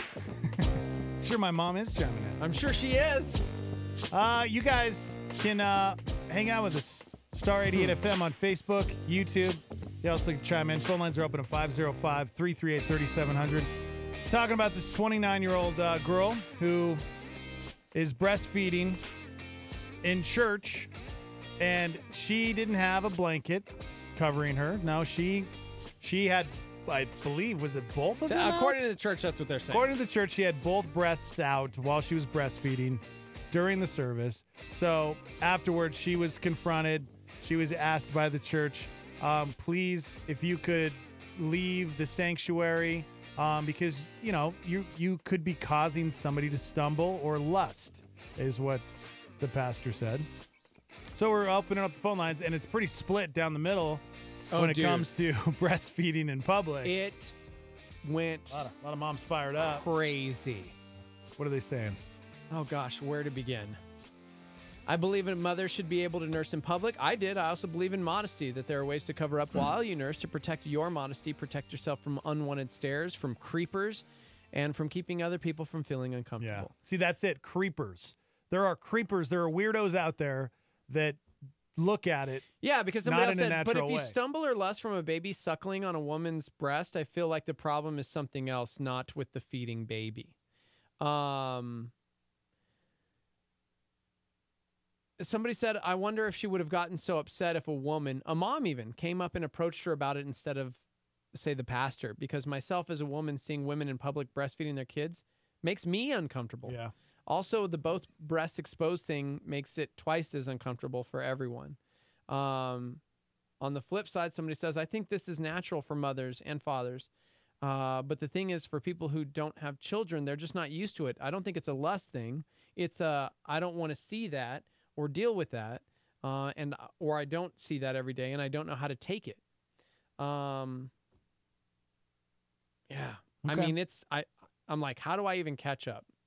Well, I mean, it's pretty split, and I get both sides. I totally understand it, but I just don't think it's such. Why is it such a big deal to either cover up if you're going to be in public, or leave that's and what do you're it somewhere saying, else? right? But that's what you're saying. Like, why is it such a big deal? But to the mother that was sitting there, and to 50% of the moms chiming in, it is a big deal because they're feeding their child. It's natural, and that's what they're doing in that moment. Why should they have to be inconvenienced? They're already inconvenienced. A human is sucking the life out of them in that moment. And honestly, so what do they do? Honestly, in my opinion, for me personally, I don't have a dude. I don't have a problem. But I don't have a problem. Doesn't even matter. We're dudes. Hold on. I can look away. I have no problem looking away. I don't want to see it, so I'll look away. And I think it's completely natural, and I love that the mom is breastfeeding her child because it's important, but I can look away. My whole point is that there are some people out there that have a problem with that's something that they're into. I have a friend who's into that. So weird. It's so weird. Don't call him your friend. He shouldn't be your friend. I'm weirded out. See, Stop talking. when I say into that, I don't necessarily mean watching a child. No, stop talking. Moving on. I'm talking about something so else. many people chiming in. You don't have to give your opinion. I just feel like we're dudes. I feel like that as a woman, if you knew that there were people out there that had enjoyed that, you would want to cover that up. Sure. That's my only point. All right, sure. But if you don't care, then you know what? Do your thing. It's all natural. Somebody says, I would hope the church would be the place that I'm welcome and accepted regardless of what I look like, what I wear, or how I feed my child. And that's why it gained national attention, because it was a church saying, hey, could you please do that somewhere else? Can you cover up? We have multiple nursing rooms. Can you do that there? Yeah. And she was like, nah, I'm good right here. And it turned into this national story. So, yeah. Somebody says, I think the fact that both boobs were out in the church, sorry, breasts. Everybody's saying it, and I keep trying to replace it with the correct word. I apologize. You said the B word. I know, like, everyone is. You know what the funny thing is? Every time I've said breast, I've had to change it because nobody's using that word except me. Trying to be a grown-up, Dex! I was reading it, and I'm like, he's going to say it. I know it. I'm Ron Burgundy. This sounds like a woman who is seeking attention trying to get Facebook famous. Why do you need to be topless? Somebody said, come on, this isn't that distracting, looking at a breast while singing Let It Out by Hillsong Young and Free. This is why I need to pre-read. Some of these, I apologize for. Yeah. Unless she was feeding twins, there's really no reason to have her whole top exposed. Right. Yeah. Yeah. No reason for both of them to be free. Somebody said, awesome, we're going to see a new trend. Hashtag the breastfeeding church. Yeah. Somebody says the fact that Steve-O is super uncomfortable and giggling just shows that breastfeeding is not unsexualized to males because he can't even discuss it. I actually have a giggle when I'm nervous. Oh. Because I hate this topic because of how divided and crazy it is. Are you kidding me? I can't even read 50% of the comments because there are some that are so irate that anybody would even question their integrity and ask them to cover up that there are words being flung that I can't say on radio. So I'm not giggling because it's sexualized. It's uncomfortable because it's such a divisive topic in our society. It's crazy. It's I have 3 sons. You breastfed My wife all 3 of breastfed them. There were times where we're at a restaurant or we're at places and the baby needs to eat and the baby freaking needs to eat. And so, yeah, my child's going to get fed. So no, I'm not uncomfortable because it's sexualized. It's just a difficult discussion. So thanks. Way to be a grown-up. Sadly, like a lot of people are not being grown-ups. Like it's crazy. But then on the flip side, there are other women who are like, hey, I'm a female and I think it's weird that she was topless. Like, one breast, cool. In a church, what's happening? Maybe she's in the wrong. Maybe she's seeking attention. And the simple fact that that's where we're at in our society, where sometimes things are set up that way to expose an issue, no pun intended, to, like, discuss this issue. I've seen so many photos. See, this is weird. A portable cover for breastfeeding So I'm moms. sitting here listening to Steve-O, and boom, light bulb goes off in my brain. And I'm thinking, why not a breastfeeding tent? I'm going to punch you in the face. Think about this. No, you're saying these things, and I understand your perspective. A tent. But like a lot of the women chiming in on our show right now are saying, how dare you ask me to cover up? This is natural. And if you're a lustful weirdo idiot, you have bigger issues than this. That's not causing someone to stumble. Yes. Obviously, you have issues. Yes, they need to be addressed as well. But I'm saying, why, as a mother, if you knew there was weirdos, why would you want them looking? You know, like that's weird too. If you knew that there are people out there that get off on stuff like this, why would you want to just be all natural and just allow it to happen? But that's you know? that's like, seriously, we're getting to the root of the issue. That's the problem, is the mom is going, me. No, my baby, me. And the church is going, but what about literally everybody else? Because I get it. There are people that don't want to see that. We have created separate rooms for this very thing. Just on the point of it being natural, okay? Look at it this way, is, you know, when you post pictures of your child naked, like when they're babies or they're like 2, 3, 4 years old, and there's parents out there that post pictures of their children naked running around the house, right?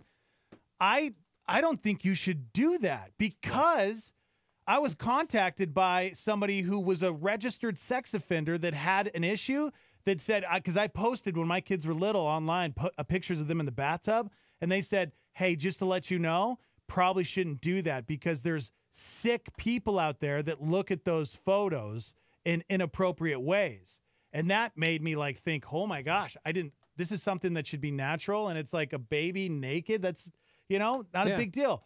There's people that struggle with that stuff. So I'm not going to put it out there. So I agree with what you're saying. I don't get me wrong. I agree with what you're saying. It's just difficult to discuss it in 2018 because you want to move on to this next topic where it's just as outlandish to me. I really wanted I to use talk the word about, outlandish now. I'm going to get in trouble. Really wanted to talk about my breastfeeding tent, but I'll get to that later. No, moving on. Yeah, you guys can continue to chime in, but this kind of goes hand in hand a little bit.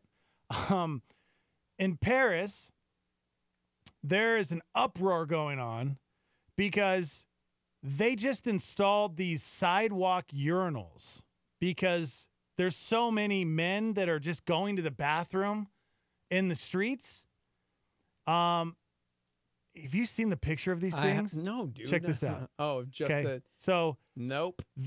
Think of like what is the trash receptacle? Yeah, like a little trash can that's out at a park or something. That's what it looks like. And they walk up, and it's like a urinal. You go to the bathroom in this thing.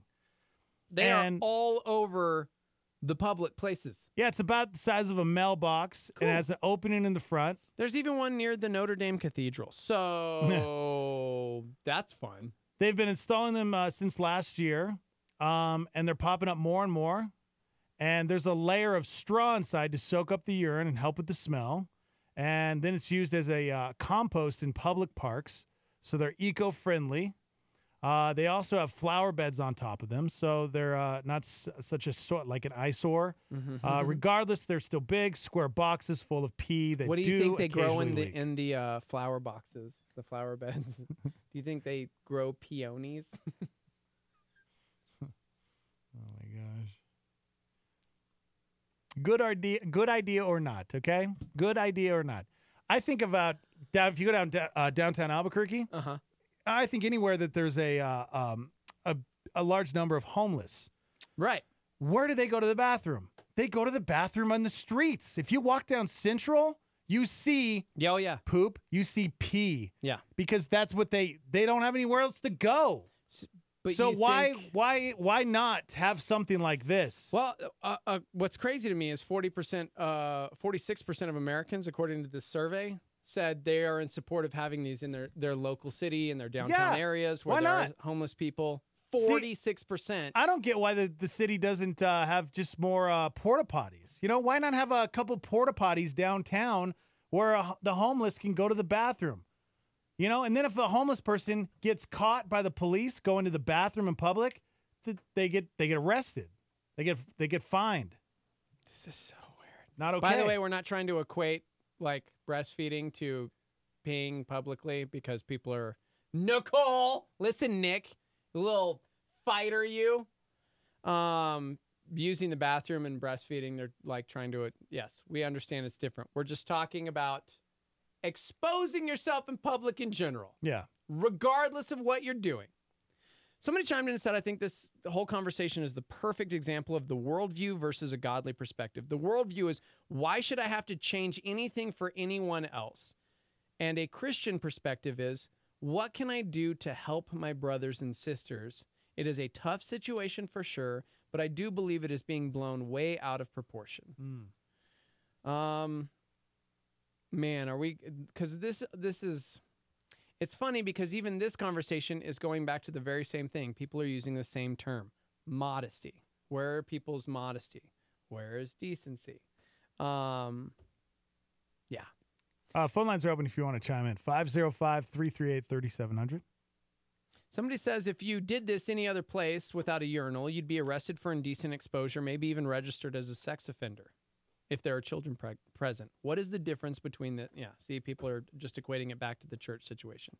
These are both natural things. Why is one supposed to be okay and the other is not okay?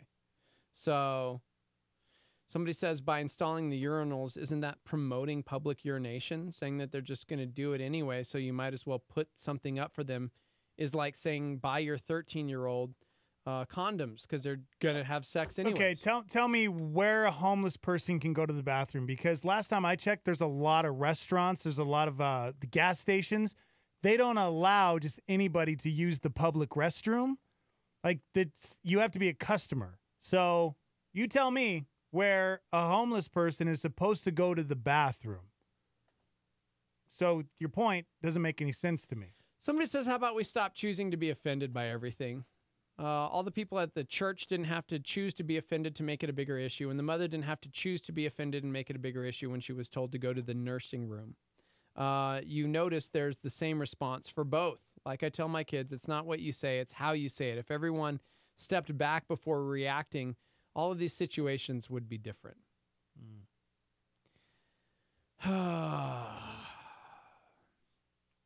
Somebody says, I work downtown at the bus station on 1st and Central. We have a public bathroom downstairs, and it has to be cleaned 4 to 5 times a day. We've had people overdose in there. We have white poop off of the walls. It's horrible. Gosh. Yeah. People are, I mean, it's just, can't they put porta potties downtown?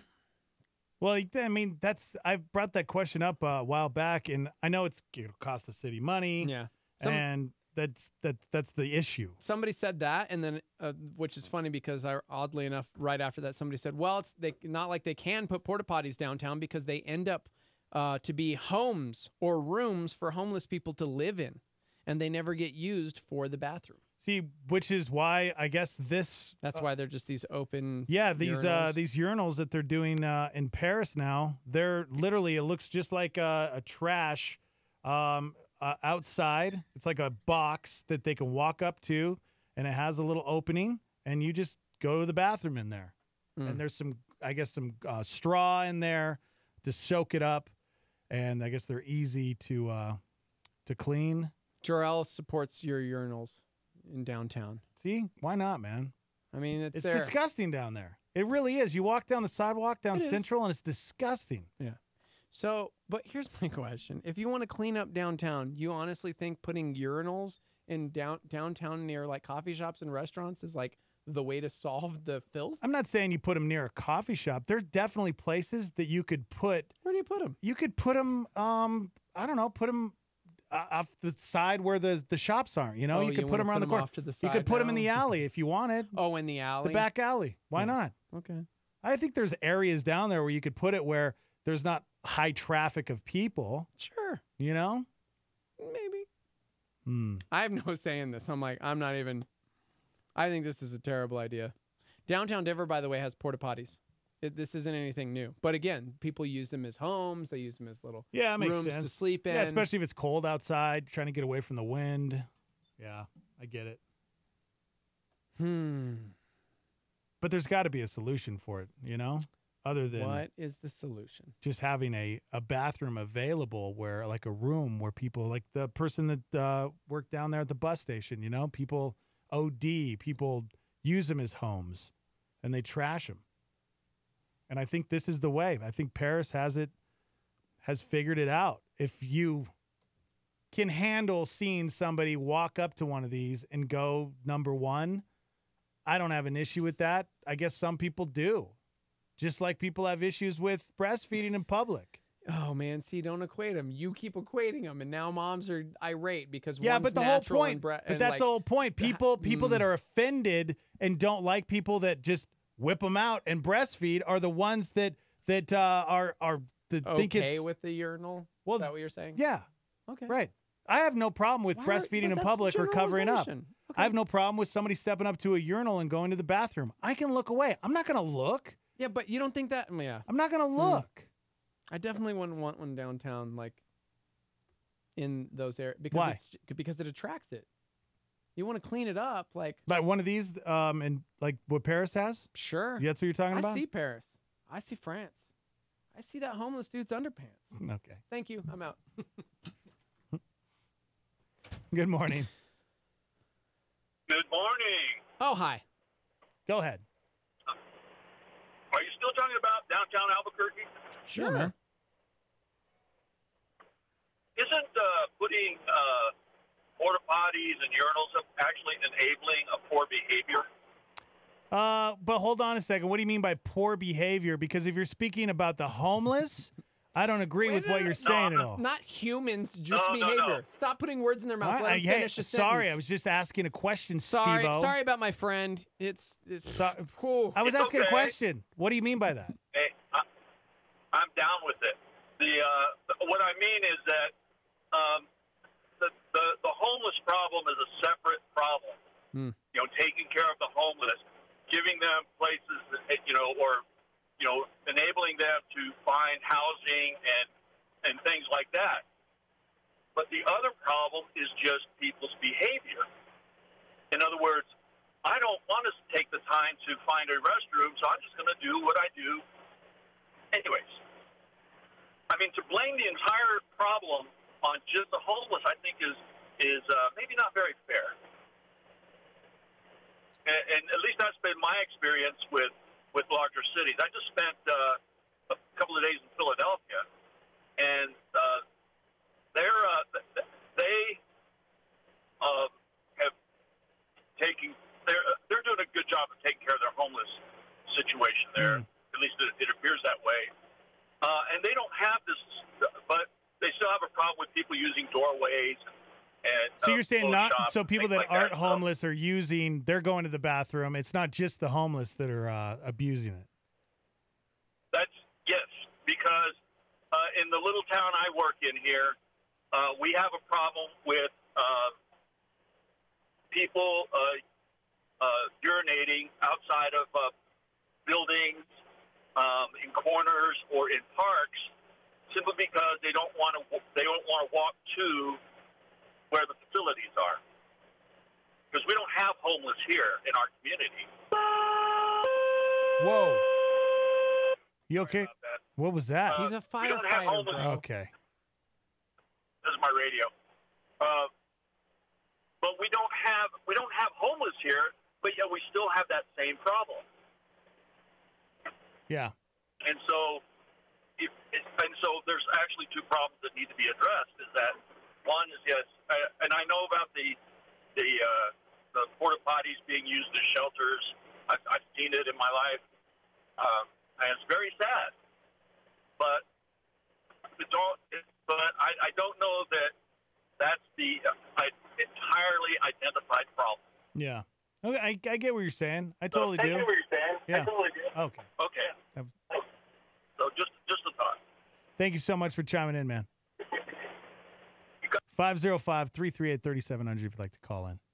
Talking about the extreme public urinals that are being put up in Paris. People are not okay with it. It seems like there's a big uproar because they're outdoors. They're in public. It's literally a mailbox.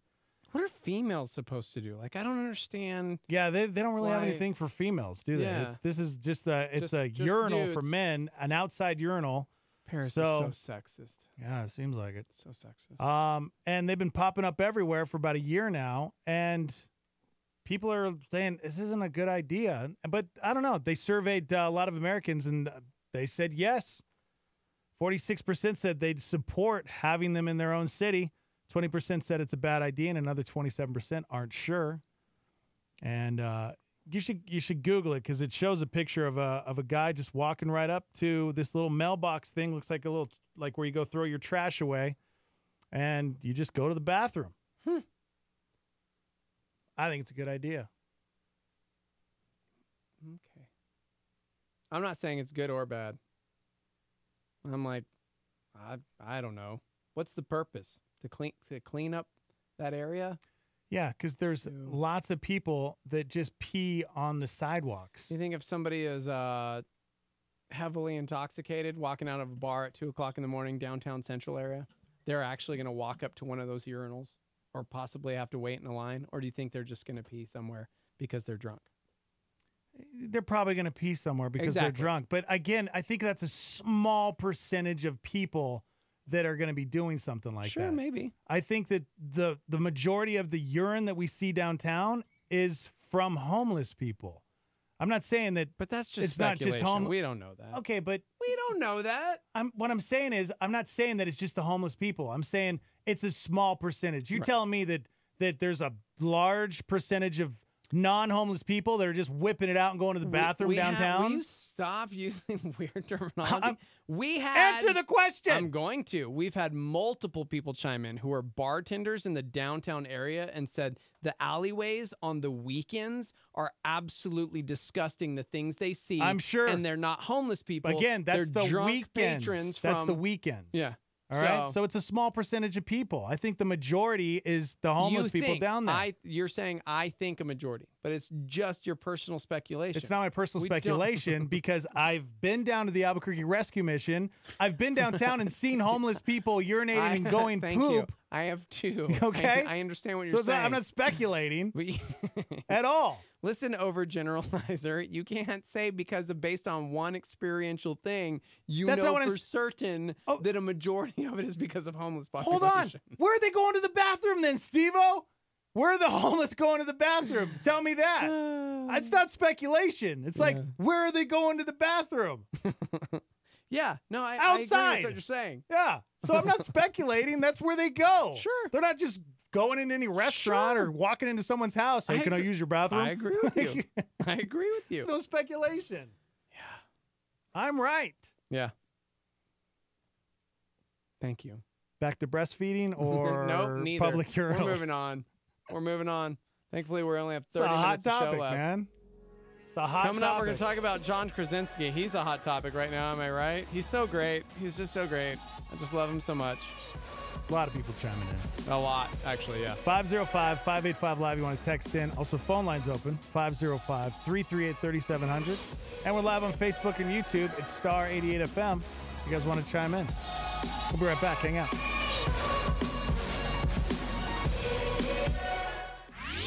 Here's a solar flare from Kevin Max. The greatest single cause of atheism in the world today is Christians who acknowledge Jesus with their lips, walk out the door, and deny him by their lifestyle. That is what an unbelieving world simply finds unbelievable. That's a solar flare on Star 88. Even before your days begin, I gave you a purpose and a plan. Even before you opened up your eyes, I counted you worthy of my sacrifice. Yeah, yeah. This life's gonna tear your heart up. This world's gonna leave you scarred up. Don't let the doubt begin, 'cause I'm with you to the end. Through all the times you hit rock bottom, I'm still holding you within the hollow of my hand. Don't let the darkness take you under. When the world is caving in, I'll hold you in my hand. Through flood and famine, through flood and famine, through flood and famine, I'm holding you in my hands. And when you're standing at a crossroads, I'll show you where you need to go. And even when your voice shakes, I'll tell you what you need to say. Oh, this life's gonna tear your heart up. This world's gonna leave you scarred up. Don't let the doubt begin, 'cause I'm here until the end.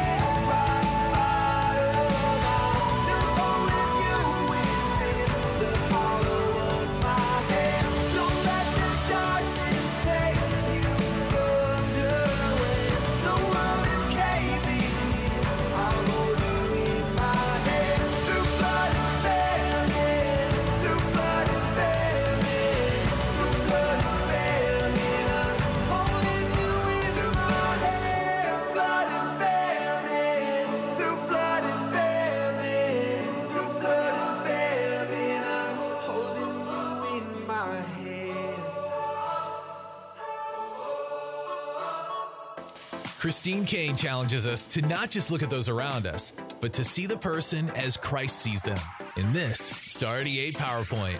The minute you objectify someone and you label them based on what they do or what they did rather than who they are, you've dehumanized them. You no longer see them as a person. They are just refugees. They are just traffic victims. They are just alcoholics.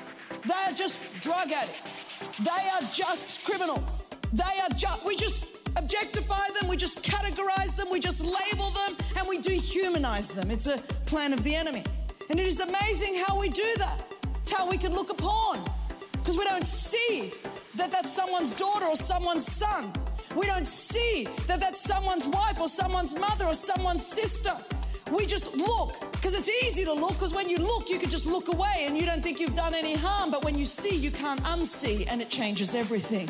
And we have a generation that is looking but not seeing. That's the problem. That's Christine Kane on a Star 88 PowerPoint. Hey, what's going on in the news today? The Trump campaign filing an arbitration action against Omarosa on the grounds that she breached the non-disclosure agreement. He's trying to silence me, so what is he trying to hide? The grand jury report revealed the dark secrets of the Catholic Church in Pennsylvania. The molestation of more than 1,000 children. They hid it all. Flash flooding surging through parts of the East Coast. In London, a car plowed into pedestrians near the Parliament building in an apparent terror attack. 3 people were hurt, and police quickly arrested the accused driver. The University of Maryland taking action after the case of that football player who collapsed on the field and then later died. President and athletic director announcing today they have, quote, parted ways with strength and conditioning coach Rick Court. A New Mexico judge facing threats after granting bail for 5 suspects accused of child abuse on a remote New Mexico compound. Michael Draka arraigned today, charged with manslaughter for shooting and killing Marquise McLaughlin during an argument over a parking spot outside the store in Clearwater. The state prosecutor bringing charges after the sheriffs said they could not charge him, saying it was stand your ground. Christine Hallquist became the first transgender candidate to win a major political party's gubernatorial nomination. Good morning, everybody. Welcome to the show. You guys can download the Star 88 app to your smartphone. Stream us live, get us on demand. We're also available through iTunes, SoundCloud.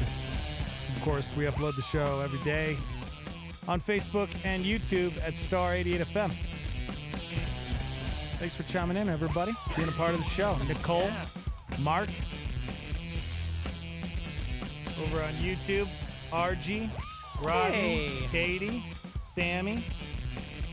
What's going on, everybody? Aaron, Kev. Big family hanging out. Just shouting everybody out this morning. Right, everybody. Everybody, we appreciate you. 505-338-3700 if you'd like to be a part of the show.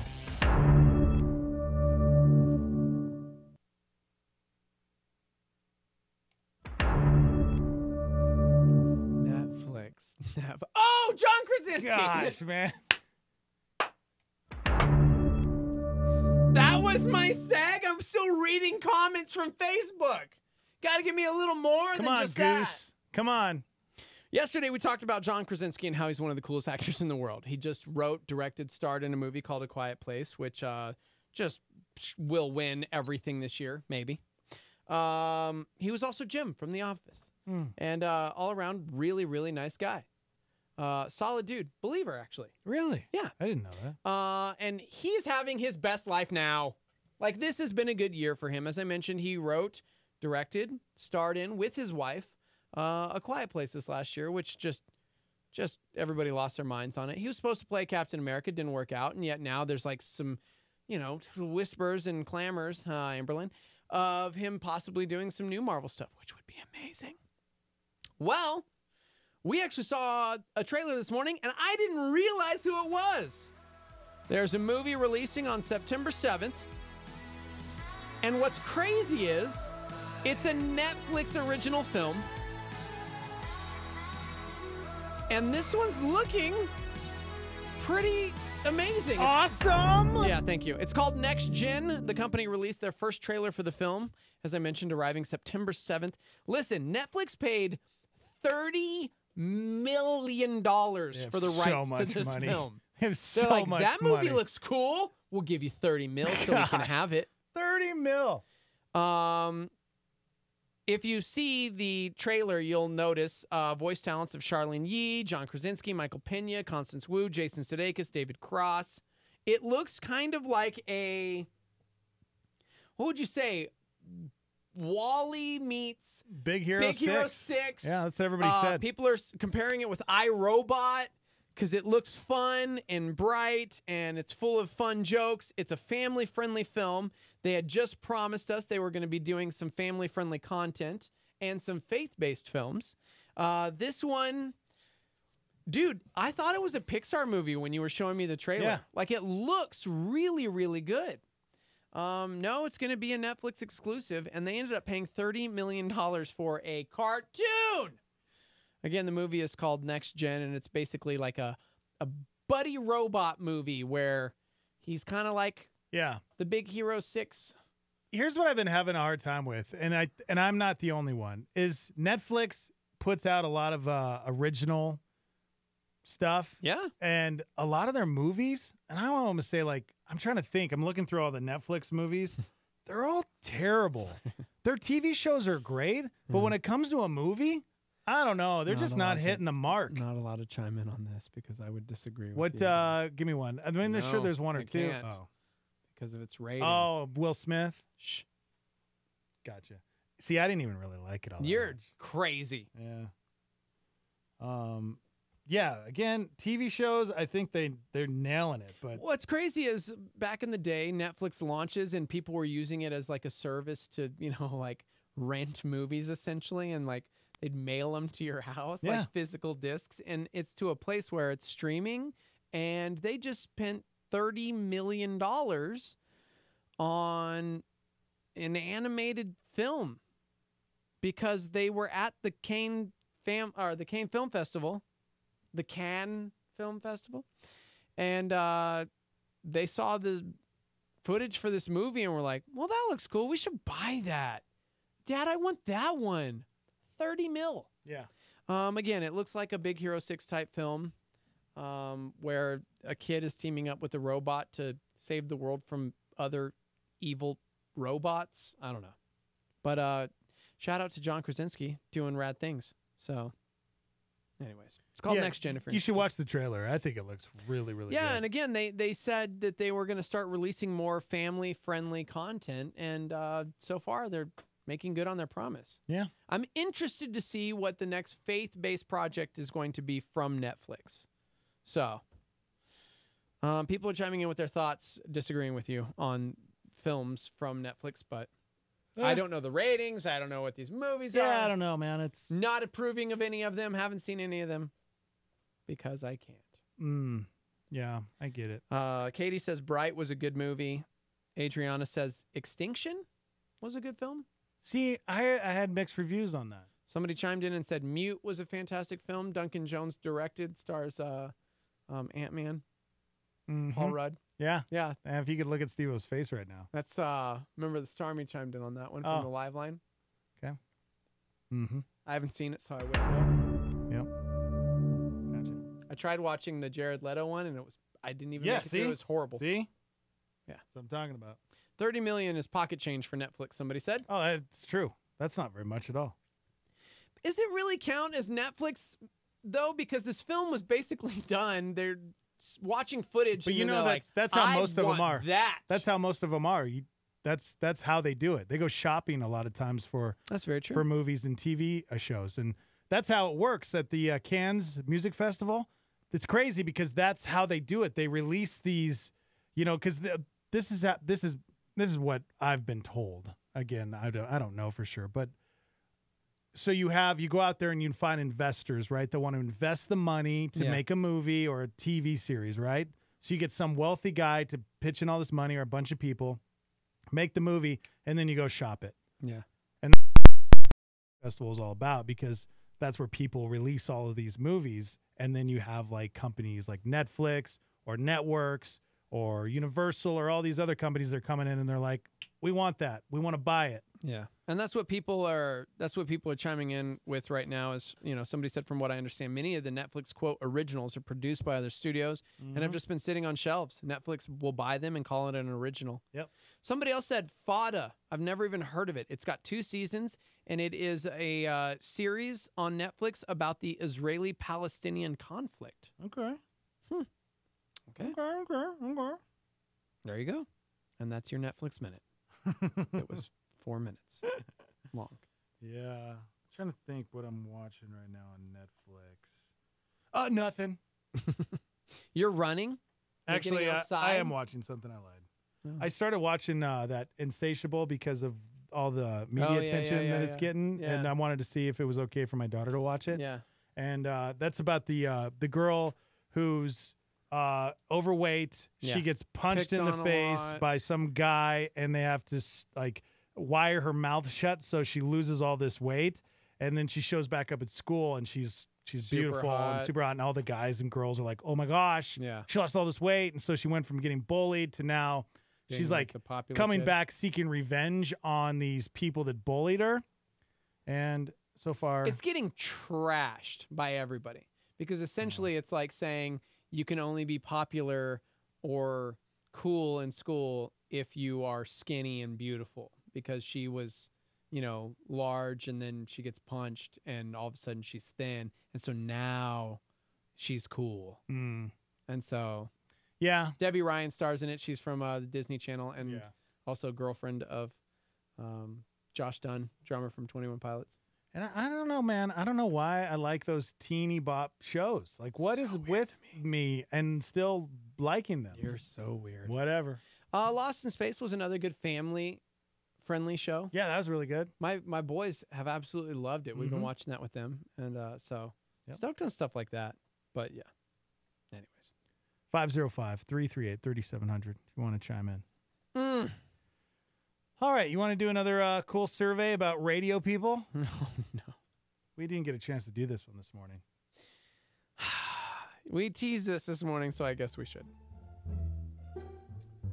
Someone polled more than 1,100 radio hosts around the country. And they asked a bunch of questions about how we do our jobs. Okay? Okay. The best question they asked was, do you think you have a face for radio? What does that mean? Okay. Somebody asked you, do you have a face for radio? That's basically what it means. Do you think you're unattractive, so it's good that you're in radio because no one can see your ugly face? Yeah, if I say, Steve-O, you definitely have a face for radio, that means you're ugly. Oh. 28% of the 1,100 polled admitted that, yes, I probably do. That includes 11% who strongly agreed, and male hosts were about twice as likely to say they have a face for radio than female hosts. 39% admitted they've dated a listener before. Dude, our boy, well, never mind. I don't want to call him out. A good friend of ours married a listener. Yeah. Yeah. Uh-huh. Did you say good friend of ours? Yeah, I didn't want to blast his name on it. But Chris totally married a fan. Who did? C-Dub. Oh, I was thinking of somebody else. Yeah, no. Including right. Yes. Yes. Including 7% who ended up marrying one. Wow. Well, yeah. Our boy. Okay. Our Doubleina friend. Mm-hmm. Possibly Buck. I gotta go. Here's some other answers according to the survey. 80% agreed that it's fun. It's one of their top reasons. It's fun. Radio is fun. 73% said it's entertaining people. It's emotionally fulfilling. It's the only thing I know how to do, or it's what I do best. Okay, this is stupid. Thank you for holding. That was your idea. You know, I just wanted to really read this on the air and saved it for radio. 37% said I can't stop, guys. Top 10 reasons people work in radio. Number 1 is because it's fun. It's fun, yes. That's why? Yep. Entertaining people. Emotionally fulfilling? Yes. Why do you work in radio? Because it's fun. No, seriously. AMA for Dex. Why do you work in radio still? We've been doing it so many years that like the cool factor is totally worn off, right? Like the quote celebrity factor and all the like quote benefits or whatever you get from this. Yeah, I don't get any. They're all gone. Hold on a second. I don't get any benefits. No, none. That's what I'm saying. I never leave my house, so I don't really see anybody. It's not for the paycheck. It's not for the paycheck. No, it's just fun. Honestly, I'm trying to be real. I don't see myself doing anything else. Right. So, and I really, really love my job. You love your job here specifically too. Sure. Yeah. Like, no, not I just do. like I love being in radio. You love the Morning Invasion, which Sure. is pretty cool. No, I do. I 'Cause really we talk love. about I this- love it here. We talk about this regularly because there's opportunities. We've had opportunities. but Every like, day, somebody's like, "Hey, come work for me. Hey, I have all this wow, money." Best of the city, I'm like, Albuquerque. "Sorry, you guys, dude. Come on." Sorry, dude. It's not where I'm supposed to be. No, but if we're being real for a second, I mean, that's true. We do get opportunities, but I think there's something to be said about getting to do what we love and to talk about culture and life and be real as Christians and go, sometimes things are bad, sometimes things are amazing, but God is still good all the time. Going through that together. It was incredible to me last week when I was in my gnarly car accident. Instantaneously, a lot of people that I met because of radio. Yeah. Like praying for me and just too many people to say right now, but like it was amazing to see. Yeah. So it's kind of like family. Right. So No, and I guess that's the other thing. It's the community of people, the listeners, and we saw that with Holly coming in this morning. Another amazing thing that I love about this job is that we get to reach out and do really cool things for the community. We're last when it comes to childhood hunger, last in the country. And so there are thousands of people, or excuse me, children that go hungry on the weekends, and at night they don't have dinner. Yeah. And so we just raised. We did one broadcast from 6 to noon last Monday. 8 to noon, 4 hours. Oh, you're right, 8 to noon. And we raised during that time like a ton of food. 2 tons. 2 tons, because people at Legacy, I guess, and here at Calvary, 4,000 pounds of food was donated. So just to hear like things like that where we can affect the listeners and we can inform them and tell them about, hey, there are thousands of kids going hungry right now. I love that. I love that we can be that microphone for the city to try to encourage them and to love one another and try to inspire them, you know? Yeah. We have a voice. We get a microphone. Not everybody gets a chance to do that, to give their opinions, you know? Yeah. And so it's a huge responsibility, and it's important to me, and it is fun for sure. Yeah. But I think when it comes to just informing people and supporting the community, I love it. You know, it is emotionally fulfilling. I love to entertain people and make them laugh. You know, there's nothing better. I'm really just stoked that we can educate people and turn people's opinions to ours so that more people like us. Exactly. Because they agree. Like Fox News. Yes. Mm-hmm. We're the Fox News of radio. No, you know, I'm sorry. What, you got a problem with Fox News, bro? I don't have a problem with that, Huh? Dad. My father-in-law, anytime we say anything, man, I'm going to get a call. He's going to call me later. What are you watching, CNN, huh? Watching What? CNN? No. MSNBC? Gosh. I don't watch the news Yeah, because right. it's mostly depressing. It's awful. Do you really watch the news? Like on Absolutely any not, channel? no. Yeah, me either. I don't. I don't like the news. No. I do like being informed. Oh, Alex Jones was just suspended by Twitter, speaking of. Oh, they kicked him off too? Yeah. Oh, my gosh. Just banned for 1 week by Twitter. Here's what the thing about Alex Jones in this whole situation, real quick. Yeah. It's making him more popular. Is it? Heck yeah, it is. That's true, actually. This last weekend, we were playing a board game, and my son, who is shall remain nameless, Luke. We all had to get different names. I was Smurfette. Smurfette. He was Alex Bones. I can't believe you just said that. What? It's like John Bones Jones. Okay, yeah. So, yeah, I think it is because, I mean, even though that Apple, they kicked him off, Facebook, YouTube, all of now Twitter. Twitter's just kicking him off for a week for violating the company's rules against inciting violence. Wow. Yeah. See, then they better start kicking a lot of people off. You know what I'm saying? That's my whole thing with Alex Jones is that, all right, well, are they Westboro Baptist Church?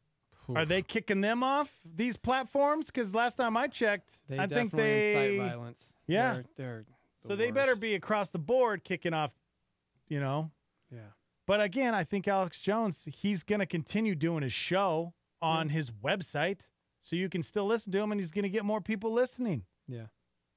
That's just my thought. Okay. Not trying to get you to listen to Alex Jones at all. Okay. Or maybe I am. Somebody says, I get all my news from you guys. Oh, no. We have a responsibility. Well, you know what? I think we do a pretty good job, you know? Every hour, we're giving you little 60-second nuggets of news, you know? What's going on? News. I like getting opinions from other members of the Starmy. Like our boy Looper chimed in and said, I give you guys my opinion all the time, whether or not you read them or, you know. Oh, we read them all. Even listen to them is another matter entirely. But we can all, sometimes we don't agree. Sometimes you and I don't even agree. Yeah, this morning. Hey.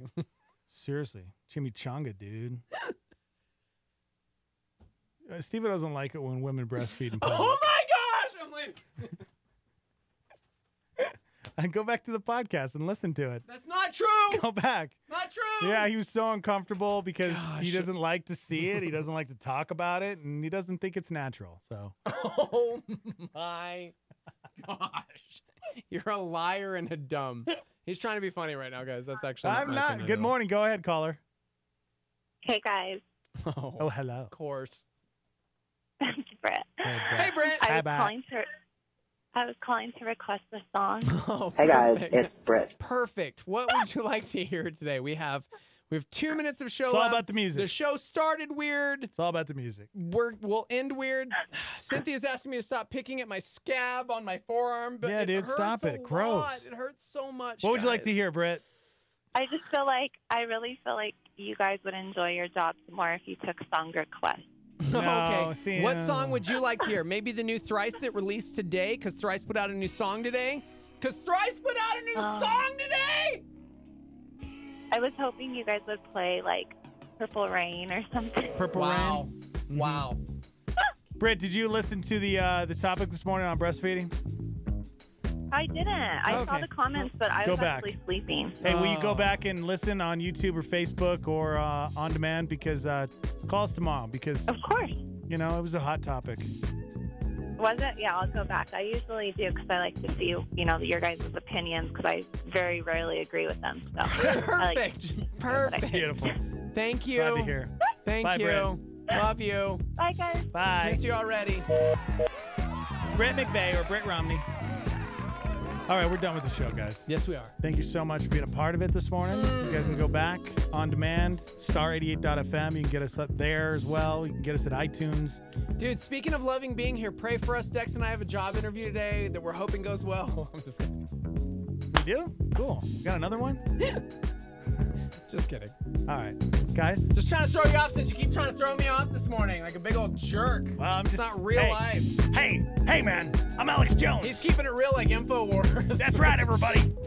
Steve-O's. He's trying to get people to stop breastfeeding in public. Okay, I gotta go. He doesn't think it's natural.